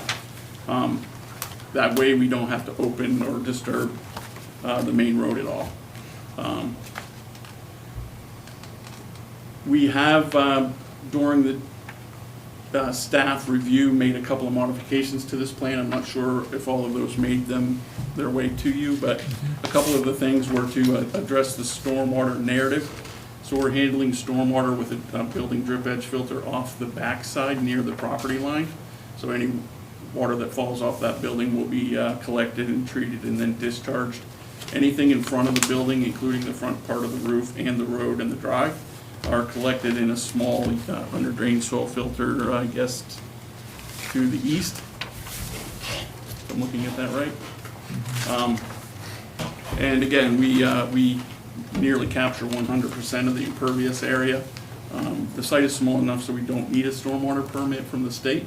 But however, we have basically followed their rules. We have notes to require the contractor to follow best management practices during the construction and the permanent install of those details as well, and those are included in your package. We have, at one of the questions at the staff meeting was to send over information regarding turning of emergency vehicle. We sent over a template to show that we can turn the vehicle without backing up in the yard. There's an 80-foot strip of pavement there. If that is tight, we still have plenty of room to do a backup and turn there as well. If you would like to see more, there's plenty of opportunity to make that larger if we need to. We're just trying to reduce the amount of pavement to do that. We also provided, at least for now, an understanding of what we plan to provide is 2-hour separations between the units, because we don't really understand the exact terms of the storage unit, if you will, right yet, what's going to be allowed and not allowed in the building. So we sent over a UL listed wall for review, and until we can prove that we can do it with steel, we'll just do 2 layers of 5/8 sheetrock to the deck. That's pretty much the extent of the project. It's a pretty simple project. We do, and I just would like to note that we are planning to put the sign in the same position it is now. It just happens to be, The existing Ellsworth audio, so. yeah. So we can certainly move the sign slightly to avoid this confusion with the lot numbering. Doesn't really matter to us. We have plenty of space on the other side of the drive to do that. Whatever, I guess I'll look to Matt to see which way is the cleanest. I mean, I think it's just better to reuse existing infrastructure and if you're gonna tear down the sign anyway and then have to build a new sign, just use the existing infrastructure. That was our thought as well, so. Lighting is, in case you're interested with lighting is proposed to be wall packs on the building, for the building and the yard. And then we have proposed a single light fixture at the entrance for safety reasons during nighttime or evening time hours like this to get in and out of the Bangor Road. There is discussion with the Lawrences whether they're going to have propane or hook up to gas. I know they've been talking to that. If they hook up to natural gas, then the propane tank that we showed goes away. So that might be. There's no natural gas. Oh, I thought they You don't said have you to did. worry. No, they're talking about using heat pumps instead of propane. That's a Oh, okay. natural Well, gas is- I beg your pardon. I was. If they wanna extend the natural gas Hey, line we'd to be more than Ellsworth, happy to do It's it. a little ways from, what is it, Brewer? I yeah, guess. that's fine, we'll take The it. conversation at TRT was heat pumps instead of propane. Yeah. It comes from Bucksport, Thanks for down the correction. Bucksport Road if you want. I think we'll pass on that one. And just to give you, we try to give some photos of different things. We try to give you a look of what the sign might look like, a picture of what the fencing might look around the dumpster, those kind of things as well as are in the package. If you've been up towards Brewer, you've seen these buildings almost identically in Holden. There's several of them right there. They look nice to me, they look nice and professional, in that standard trade winds blue, if you will. I'm sure this will be the same. This is kind of a project where Chuck is kind of passing the torch to his son, so it's kind of cool. I think the last time I was in front of your board, we did the trade winds, got away a little bit, so it's been a few years. It's been a while. Yeah. So do I understand correctly that the buildings in Holden are developed by the Lawrences as well? Yes. Thank you. So Randy, I have a couple questions. Yep. Are you finished? Yeah, sure. I'll Okay. be happy to answer any questions. So we're looking at this occupancy as storage occupancy, correct? Yeah, we deemed it kind of mini warehouse storage, yes. Mini storage, okay.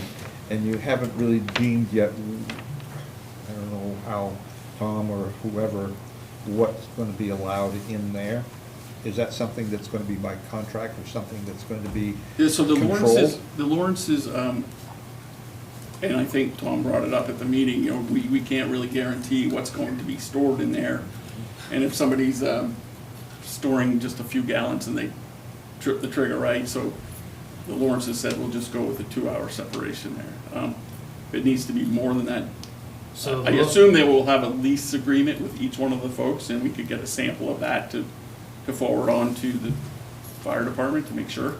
So the Lawrences and I, when we were discussing in TRT, is they were gonna have stipulations in their, in their contract of what a contractor can have and what they can't have, and they also understand is that if somebody comes in and wants to, say do epoxy floors, and they have a bunch of chemicals and stuff in there, that they may need to upgrade their firewalls or add more fire protection into what they already have to protect the other parts of the building. Okay. So he's going to have that in the contract with them for that. And the reason why I asked that, and you're familiar with it as well as I, concerning the IBC and Yeah. storage, and what the cutoff is as far as square footage before you start looking at either a sprinkler system or a 3-hour firewall design. Yeah, and I believe that's. I believe it's 3,000. 3,500. 3,500, okay. Yeah. So, I wouldn't doubt you. so that is something, and you know, a 3-hour firewall, I mean, we've done it in other storage facilities sure. here in town, so it versus a sprinkler system. So I guess that's gonna be crucial as far as how Tom and whoever else is gonna be dealing with this, with the Lawrences as far as, what's gonna be stored in there.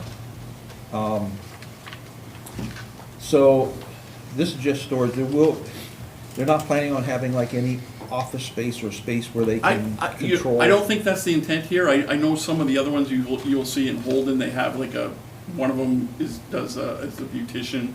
They do hair and nails and things, so there'd be more people coming and going. Mhm. The intent really here is for mostly the trades folks, so. Okay. One of their customers up that way has, just needs a place to store their T-shirts before they print Yeah. them.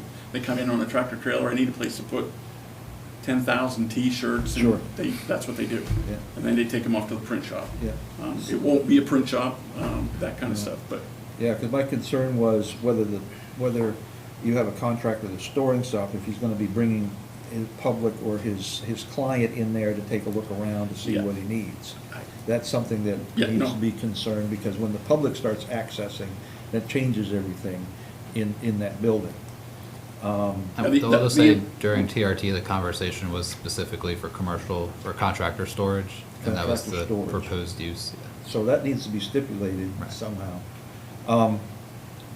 So that kind of clears that up. So I'm looking at the way you've got configured for the bathroom in the back. Are the doors to each individual storage unit keyed so that it's individual entry and going back into the bathroom, and then you have to get back in with a key? Or because all the doors can't be just operational to where anybody can get in. I haven't talked to them about that, whether they're gonna have a key fob system or something like that, or a password to get in and out. Right. Um, Because my concern is if you had a fire in one of those units or some problem, and they can't get back into the unit where they came out of, where do Yeah. they go? They can't go anywhere. They're stuck in that corridor back there. whether you need to have an exit door out, directly out the back that's key Oh, fob. I see your point, yeah. You see what I'm saying? Yep. Because if they come out, let's say we've got A, B, C, D, and E, and there's a fire in A, and they've come out of A, but they can't go back into A to get out, how do they get out of that building?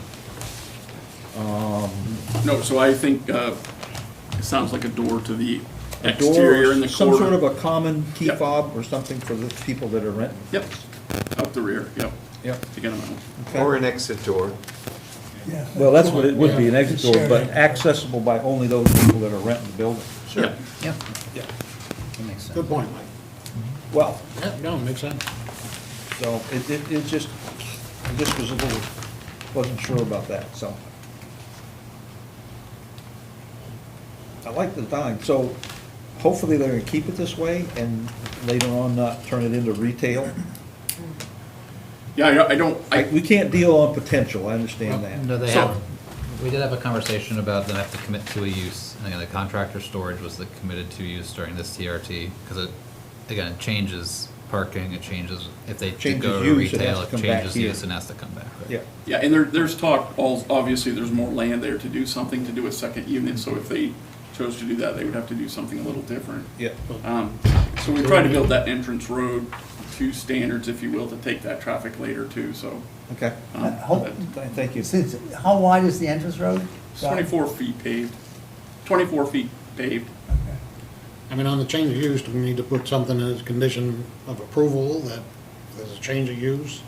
It You know, doesn't have to- versus just a handshake agreement? No, it's in the ordinance, if it's a change of Yeah, use, it okay. has to come back, so. Yeah, it's a requirement.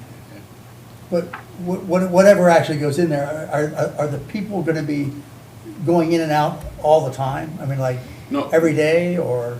No, we expect most of the traffic to be in the morning, you know, to collect their goods or get started in the morning and then leave.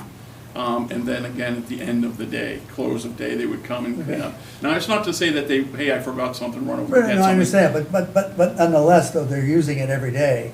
So, Yeah, and not and what I'm weekends. getting to is the traffic, okay? Yeah, so we did look at the traffic, you know, we did do the ITE calculation I saw that. for the 151 mini warehouse storage. Right, but it's really not many, if they're coming and going, if for each of those units, they're coming and going every day, Yeah, that's really not I don't think that's the same mode of operation that a mini storage unit has.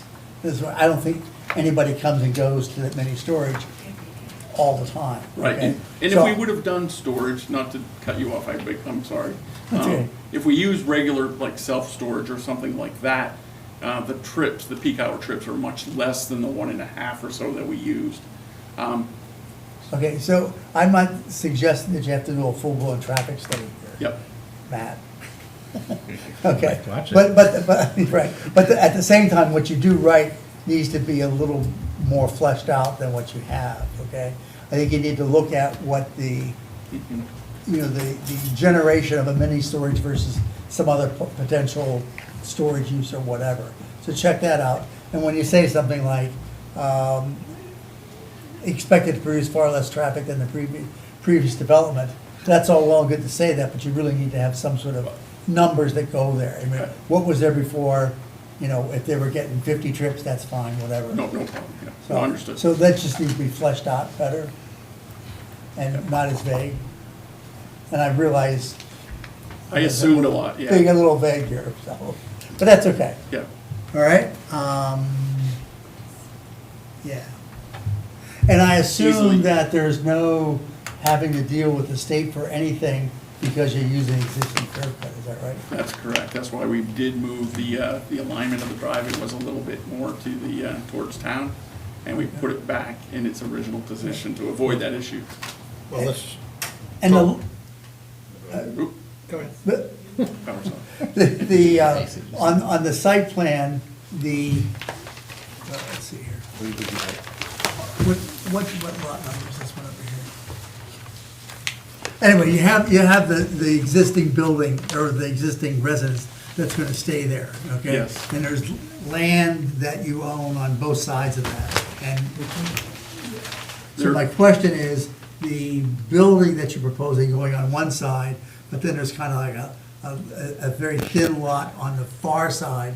Is that gonna be developed someday, or if they do actually- that, would they have to come back? Yes, you would have to come back. Okay. If we do anything new, we'd have to come back. That's, Because The intent, just so Stop you know, there. the intent, the Lawrences are talking to these folks about giving them that sliver to make it go away. oh, to give it to the, No, I shouldn't say give. Sell it. Sell it, I meant to say whatever. sell. Getting a little taken.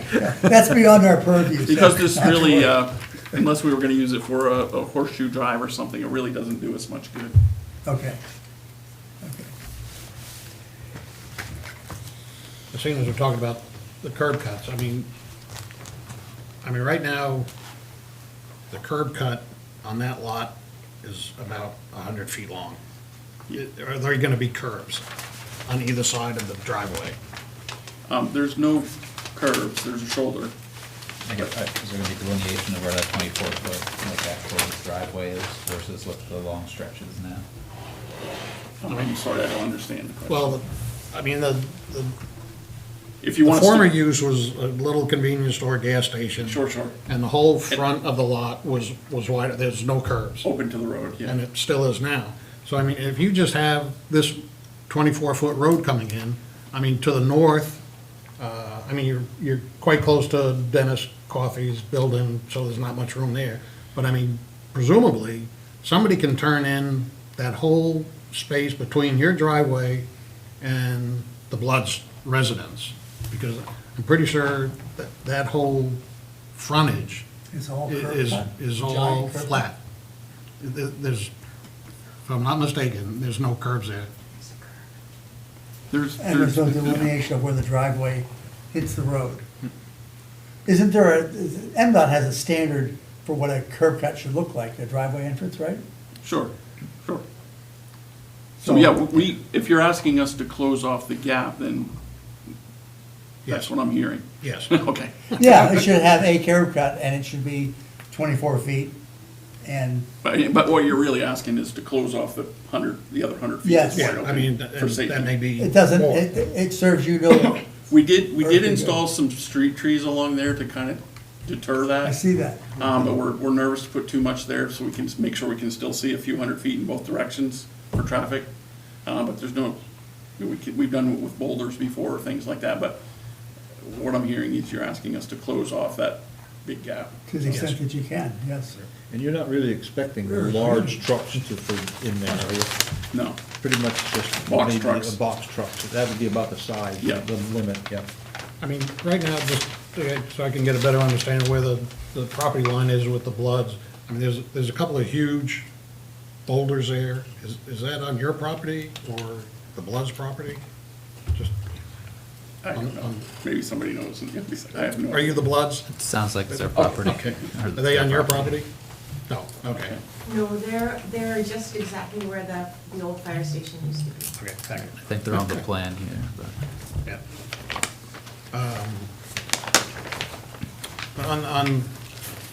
So yes, I mean, I would like the curb there, right? On page, I'm not sure what page it is, but on the narrative, site distance is several hundred feet in both directions. I mean, I think your site distance to the north it'd have to be 350 feet. It's a 35-mile-an-hour zone. I think it needs to be verified what it is to the south, whether you Okay. do that or staff does it. But, I mean, that location, plus, I mean, you know, and granted, there's not gonna be much traffic going in and out of there, but that whole section of road, No, it should be 350, you're right. yeah, but, I mean, I think we'd have to verify that. Did you have anything else? I'm done. Oh, okay. Getting back to, Mike mentioned on the application itself, on page 2, that you would have to change that map 143 lots 1, 3, 4, and 5. And also, under that, you have that's 3.634 acres, total 147,055 square feet, which is also listed on sheet number 2. But my math puts 3.634 acres, if an acre is still 43,560 feet is 159,168. I'll check the math, yeah. Okay. I mean, there's a little bit of difference on that site plan too, and it may be looking at a deed, but on the Do we agree map that 140. do we agree that those 3 lots are 3.6 acres? Yeah, well, Well, I think. the only difference it may be is on site, on sheet 2, down in the middle where you have tax map 143, lot 3, total lot acres 3.401. Yep. I'm not sure whether that came from a deed or, it didn't come from the city. Well, It's, yeah. it's a small difference, but. These numbers and lots came from our survey folks, Pliskin Day. And I'm sure that 3.401 was prior to purchasing this property here. I mean, the city shows it as 3.31, so I mean, we're close, but I mean, 12,000 feet. Sounds like you're not taxing them for enough. Well, yeah, what we do is we take the survey that you provided and take it to the assessor and we'll just update. Yeah, I'm sure the survey is more accurate than the tax. I'm kind of curious, on sheet 2, up at the top, on that upper left, it says, subject to state of Maine layout and taken by Maine DOT, see book 1200, page 420. Do you have any idea what that refers to? Is that something that they've already done or could do? Do you have something to do with right away, or? I'm pretty sure they have the ability to widen the right-of-way in that area should they deem it necessary in the future. Okay. Where do you see that note, John? Right here. On sheet 2, right at the upper top, I mean, just to the left of Bangor Road, Route 1A. Gotcha, yeah. Yeah, no That's way. not an uncommon note that we see around, especially near a railroad as well. Okay. To give them the right to move the road over a little bit to play nice with the railroad. And I presume Tom or Code, I believe the gas tanks have been removed. Just want to. Yeah, I told them in TRT that if they were staying, that they need some sort of bollards or something to protect those. We'll show, and they do have in the detail sheet show the bollard, but just marking it on the plan. I mean, are the old gas tanks still in the ground? Oh, No, from no, the, no. Yeah, from the- I meant the propane tanks, Oh, if those were staying. I misunderstanding what you meant. I mean, I figured the gas tanks have been removed, but I figured I'd ask it. I don't know that, but I would assume when they tore the gas station down a decade or so ago, whatever it was, more than that Maybe we should probably. just double check and find out. Yeah, we can look. It's gone. We can look into it. Yeah, that to be surprised later. Yeah. Okay, I think that's it for me. I'm good, thank you. Mark? Are you good with the turning template? Yes. Okay. I like the little fire engine on it. Okay, I'll open the public hearing. Are you the next door neighbors? Are you the Bloods by any chance? Is there anything, if you'd like to say something or ask questions, that would be the time.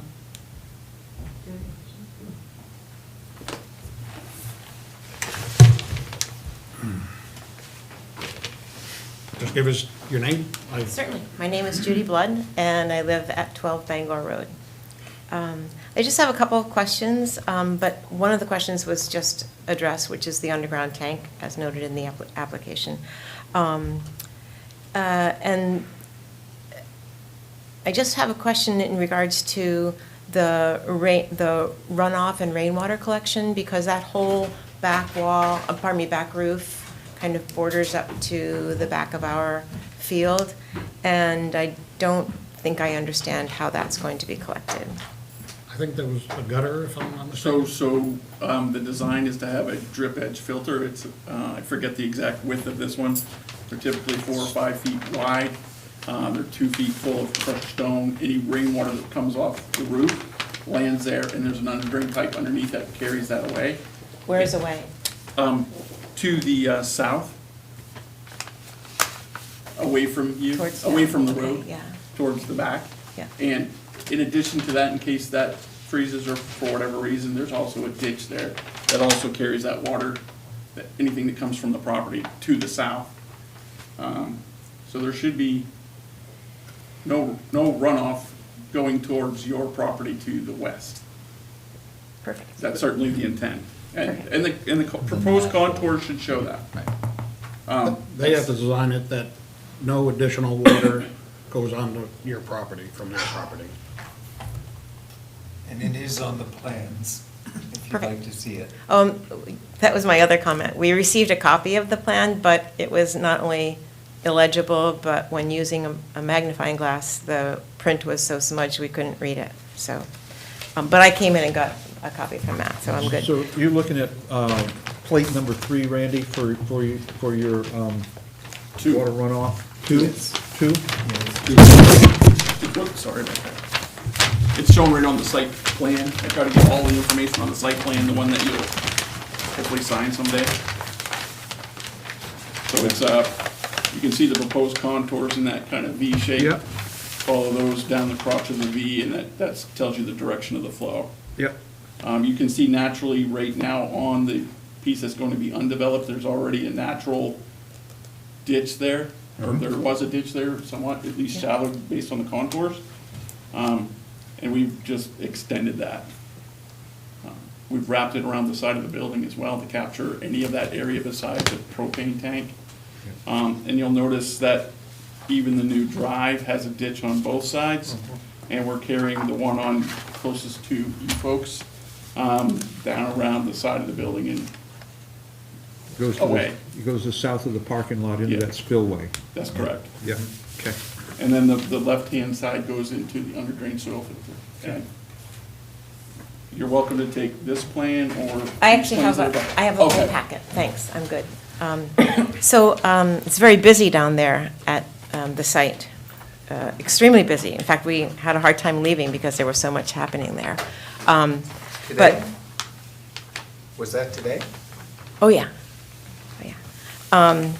So who, this is a crazy lady thing, who cleans the bathroom? Like, is there someone on site to manage the property, or no, everyone just manages their own site? So the Lawrences will be the landowner, if you will. They'll be responsible for overall maintenance of the entire property. So, assuming that it's used for storing sheetrock or whatever someone might be storing, so is part of the ordinance that won't be stored outside the unit, that everything has to be stored inside the unit? That's correct. That's the intent. If we were to ask for outside storage, we would have asked for that space. Like- And so anyone storing things outside then is Call this gentleman here. under the Lawrence's jurisdiction or your jurisdiction? Well, I think it'd be both. Likely Okay. part of the lease is to maintain the. And is there Quality of the overnight property. parking there? There's no intent for overnight parking. I'm not sure that a service vehicle might be parked there overnight or a van or something. But Just wondering, for security. And I see that there's a light over each bay that opens up. I'm sure those are bay doors. Yep. And are those motion-sensitive lights, or are they just on all of the time? they're gonna be on a timer, and they'll be on a motion sensor, so if somebody comes in the evening, for security purposes, it'll come on. Uh-huh. And I do know that the Lawrences have security cameras in all of their facilities, so But they won't be on all night long? the lights, no. Yeah, okay, But if somebody drove in there, of say course, at 2 a.m. of course. it Or a would- deer walked by. Yeah. Possibly if it snows too heavy. And the It previous doesn't give me I lights. love the part, it's the traffic is less than the previous development, which was the gas station that was torn down maybe 20 years ago. So it's pretty close to 20 years, I was thinking about it. yeah. 25 years ago, and I'm sure that the traffic on 1A, I can attest that the traffic on 1A was not what it was then, that it is now. So that's just another concern, is that it's, believe us, it's crazy getting out of the driveway. And then the trees and the landscaping, I noticed that there was going to be a buffer that's part of the plan. And can you tell me a little bit about what that would be? So the proposed plantings right here are simply what we call street trees. I don't know what street trees So are. a street tree is kind of a large growth, could grow to be 20 or 30 feet tall fairly quickly. We try to keep the limbs up so we can see under the canopy. And where would those would be on the front of the whole property, or would that be just? They're along the whole front property and about 20 feet deep into the drive to kind of define the drive. They show about 8 trees on the plan. Yep. Planted. Okay. So there's no intent to really remove next to you folks right here. There would be obviously in the back of the building area. Okay. And there is a curb on most of that along 1A. Yeah, I think she's right. On the survey, it shows the curb is kind of incremented, but there are other openings Yes, there are. there that we can certainly close up. Okay, I think that's all I have. Thank you. I mean, as follow-up to Judith, I would suggest that maybe a couple no overnight parking signs, just Are you gonna dictate no overnight parking?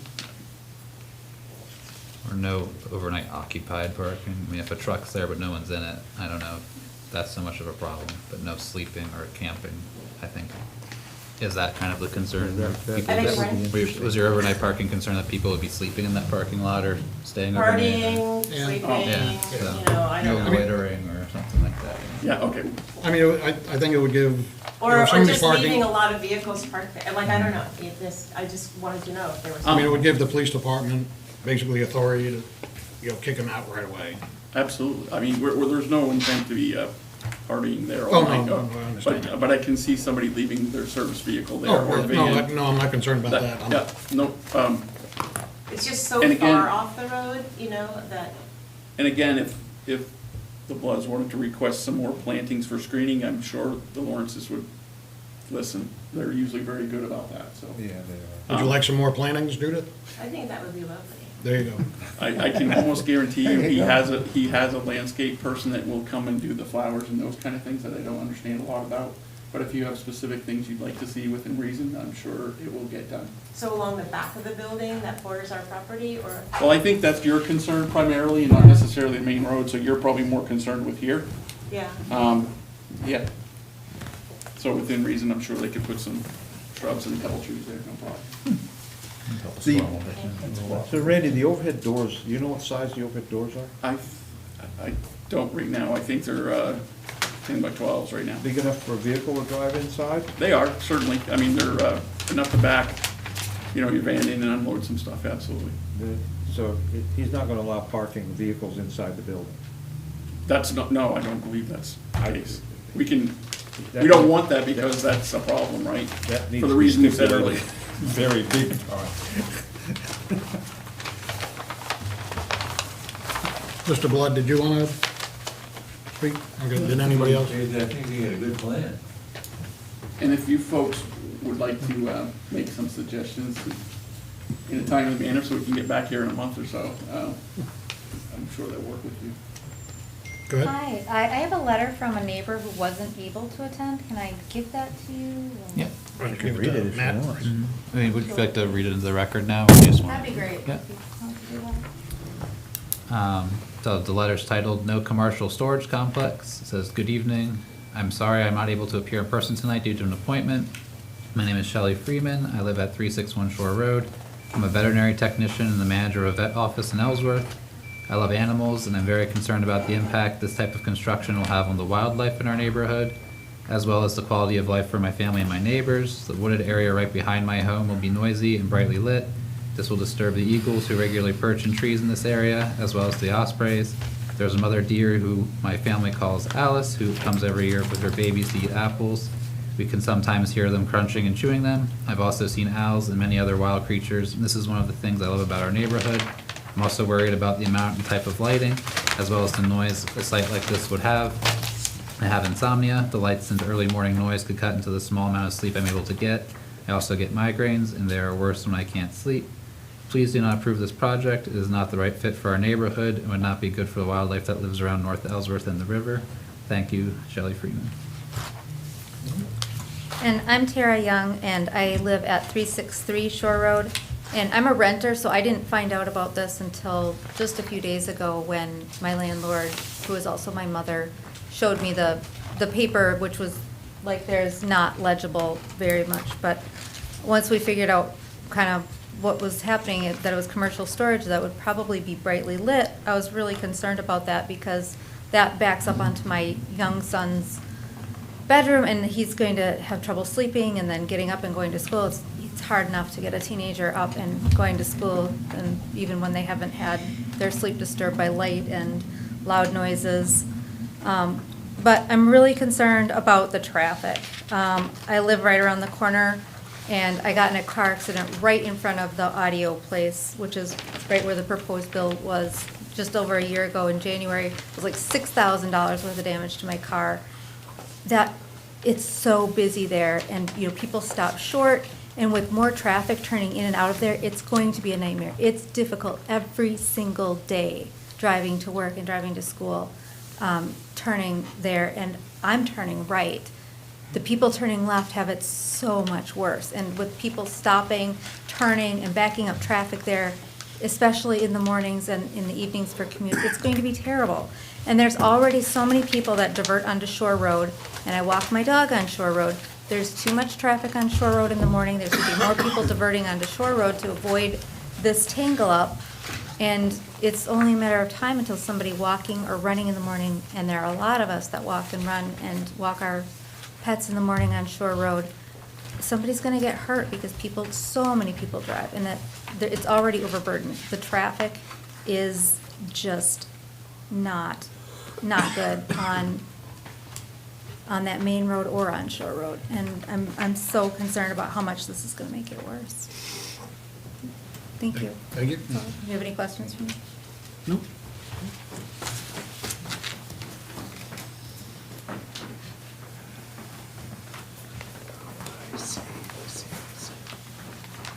So this is the reason I came to the meeting tonight, before I found out about the apartments and everything else too, which was fortuitous that I found out, but. Could you introduce yourself again? Sorry, I'm Abby Miller. That's fine. And Where do you live? I live here in Ellsworth. I live here, I'm a parent, I'm an educator. What's your And I'm on the address? I'm school. sorry. I'm sorry, what? I'm sorry, what's your address? 23. Actually, I don't think I really need to put that out there, and nor do I think I that's. just was wondering if you were in a butter or not, or how far away from this project you live. I'm directly impacted by this project because I have to come out on 179. Okay. Yeah, but really, I don't think I should have to publicly state exactly where I live. That's not, kosher. But there's some history here that I think most of the board knows about, but I don't know if everybody does, and that is that my husband, who used to be on city council, also tried to get a light there on 179 and the Shore Road, right near where this project is going. And at the very moment, there's another group that is meeting that is talking about the traffic patterns here. And so there is some intermingling here that really needs to happen. And part of that is projects like this, to not stand in the way of commerce, we first have to lay the foundation for what can be done there safely.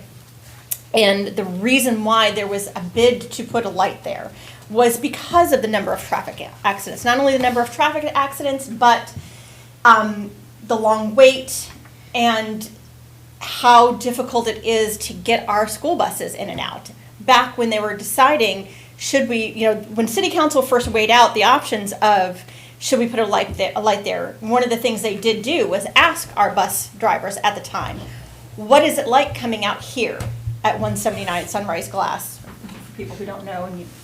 And what the bus drivers told us then, and this is to give you a reference before COVID, right before COVID, was that 179 and 180 is 10 out of 10 scary every single day for our bus drivers. And that was before COVID. And why I say that is because since then, our town has gotten bigger, our schools have gotten bigger, and now we're about to put more traffic there, not only more traffic there, but very specifically large commercial vehicles that have to slow down a lot further before they turn in, And once they turn out, come out, they also are gonna take a lot longer to speed up. It's going to greatly impact that corner. Now, what happened with the bid for the light? City council got on board, said, yes, we want this. They asked Nicole Grahowski, who at the time was the state rep before Mark Worth. She was like, yep, that's a great idea. She got on board with it. They contacted the Maine DOT. DOT sent somebody out. They met with a bunch of citizens, ourselves out there, and they said, yep, until somebody dies out here, we're not doing it. Unless somebody has a fatal car accident, we are not going to okay the money to do this. If you want to do it, it's a couple $1 million. City didn't have a couple $1 million, especially because, well, COVID was hitting. We all know where that went. And it hasn't happened since, despite there being a very large consensus in this town that, yes, there needs to be a light there. What would be perfect would be a roundabout, because then you wouldn't have to slow, well, you could slow down, but you wouldn't have a light. But if we're talking about putting large vehicles that are going to be hauling industrial supplies in and out by that corner, now we are really not only impacting just all the people who live there, but you're making it very dangerous for my buses. If we are going to do this, we need a light there. One way or the other, we need a light there. And we need that light to happen before this is built, not after. We need to put the cart in front of the horse, not the other way around. And just in case you didn't know, there were 2 really bad car accidents there in the last year, which luckily were not fatal, but it was very, very close. And they both happened during your peak hours. One in the morning, school hours, everybody getting to work, and one in the evening, everybody coming home. So this is happening. It's not like a hypothetical thing. Nope, right in front of you. This is here. We need that light, or I would love a roundabout, but at the very minimum, a light if we're going to do this. But I hope you take that in consideration. And just thank all of you guys, and all of you guys who come here every week and every month, and you put in your knowledge and you make sure this town gets built, because I know how hard it is to volunteer for these positions and put forth as much of your time and your effort, and I know it's always done with the best intent, and I thank you all of you for all your time. Thank you. One comment I would make is that, probably of all the commercial projects we've seen, we've approved, this by far has got the least amount of traffic coming in and out. If you compare to what used to be there, the gas station, the traffic that this would generate is probably not even 5% of what that gas station, little convenience store generated. So, If I may, I don't think there, from what I understood, you're not anticipating large trucks and that kind of thing, it's just They would be a contractor. box truck, FedEx type Yeah, style right. truck, not tractor trailers. Certainly, there's no real room to turn them around anyway, or do we want to store them there? It's a 35-mile-an-hour zone, so it's already a reduced speed limit there. We have proposed a light at our entrance. I'm not sure we can muster a light somewhere else to improve an existing condition in town. That's the battle we're fighting. You know, we're adding a few trips, yes, because we're developing the area, redeveloping the area. But you're right, the amount of traffic added to this road is probably, by this project, is probably in the round-off area. It's so small compared to the amount of trips per day on that road. It's small. You just say you're proposing a light at your intersection? I was gonna make a clarification. I think he's proposing just a light for lighting and not the traffic light. Oh, okay. Oh, not a traffic light, I beg your pardon. I was No, gonna say. a safe, Want to be a little a more light should precise. light the intersection. Clarification. Certainly not a traffic light. And I would have to lean on the DOT experts to tell us when we needed a traffic light or not Yeah. as well. Okay. thank you. She is not wrong. It is very busy on that road. She is not wrong. The slowest traffic is between 7:20 and 8 o'clock in the morning, because you can't go fast when someone's right in front of you. School hours, it is very, very, very slow. It is almost impossible. I can look out my kitchen window and see the line of 15 cars backed up on North Street. So she's not wrong. The traffic is crazy. And probably the impact of this will be no different than the impact of the gas station that was there for the time that it was there. And remember, the fact that there was not the intersection of Route 179.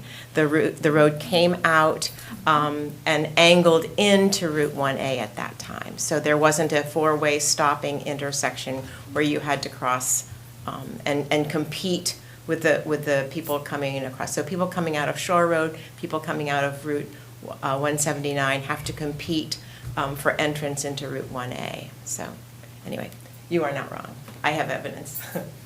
Thank you. Anybody else? If not, close the public hearing. Any other questions from the board? I have one question. Come on up. Sorry. No, public hearing. I just remembered it, I'm so sorry. That's okay. There's already materials, and it looked like they had something for, maybe it was just an offloading, but it looked like they were doing groundwork already. Is this already approved? Are they just gonna do this anyway, or? No, so, They're already building? before plan board approval, people are allowed to do groundwork, and they Okay. can store. So there was a miscommunication between staff and the developer where the building was delivered, or was ordered Mhm. ahead of time, and so we are allowing them to store it on the material stored on the property, but they can't construct the structure yet So what until planning happened? board proposal is done. What would happen if they did that? Like, what should we do? If they see start that? building prior to, like, do more than groundwork Mhm. prior to planning board approval, it's a land use violation, and contact the code office. Yeah. The code office. The sign, we did speak to them today, they're gonna tear it down in the next day or two when they come back to the property. Thank you. Close it. Okay. Any other questions from the board? Any concerns from staff? I know there's a list of a few things for the TRT report. In general, when it is just Scott's building face-down lighting, we don't necessarily request a lighting plan, but if there's a concern of the neighbors, they may just ask for foot candle estimates to show where the lighting will be. Okay, So we gave just- there are samples in the document that show the foot candle level, And you talk about dark skylights. and they're dark sky Yeah, compliant, so there's no shed to the property there. But just Well, showing that on I would ask, proceed, but I mean, on your checklist, there seems to be a lot of needs. A lot of that wasn't updated after the revision. They did actually do a lot of revisions that were requested on the TRT report. So they did add like all the zoning classification, the signature block, or I think that signature block has to get added later, but, for final. But they labeled the sewer line, they did add, essentially put the drainage plan in, which wasn't requested until final, but they did put in the drainage plan ahead of time. So I just have to go through it. We didn't cross off the completed lists. Our understanding is that we took care of all of those issues, so, before we came back. The only things that were still outstanding for final are just the letters from like Maine Fisheries and Wildlife. I believe you sent the request, but just getting the response back, and then the State Historic Preservation Office to get the response back, and then the fire, or the letters from staff, so fire, water, and sewer. Again, there's been verbal confirmation, but just getting the final letters back for the final application. Okay, so you're satisfied that they completed many of these needs, because as many needs as were listed, I was a little concerned that this application was not sufficiently complete. No, for the TRT, a lot of these should have strike-throughs like we traditionally do for them. They have completed pretty much every request for the TRT report. Okay, thank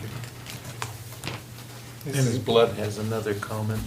Yeah, I saw in the application there were lots of letters written, and requests requested, but I didn't see, did the responses come back from all of those people? No, the responses, so for their final, when they come back the second time, they should have the responses from those offices, yeah.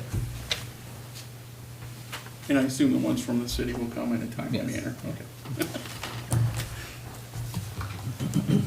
Is there a motion? Or did you have anything else, Matt? No. Okay. Tom? Okay. No? Yeah. No. Make a motion that preliminary plan review of a major use site plan entitled Main Street LLC for applicant owner Dustin Lawrence be approved as complete. The proposal is to construct a 6,600 square foot building for rental to small commercial companies. Subject property is an approximately 3.6 acre parcel located on Route 1A / Bangor Road, tax maps 143 lots 1, 2, and 4 in the urban zoning district. There a second? Second. All in favor? Thank you. Thank you. Staff comments? This is Brittany's first planning board Welcome. meeting. You did meet her at the last month, but she wasn't officially employed yet. So welcome, Brittany. She's been doing a great job learning the processes. This was her first meeting, kind of again, taking the applications in, processing them, and, you know, again, like figuring out what to keep an eye out for, the small details and everything. And that's why we had the minutes from You're gonna start having minutes meeting, again, yeah. a year ago. So, that'd be nice. To have those done. Uncalled. Well, it's been nice to have help around the office again, so. And your office is clean? Cleaner. It's never clean when I'm there. Working you overtime. Anything else, Ben? No, I guess just some updates on some of the task force and meetings. John, you attended the first housing task force meeting that we've held.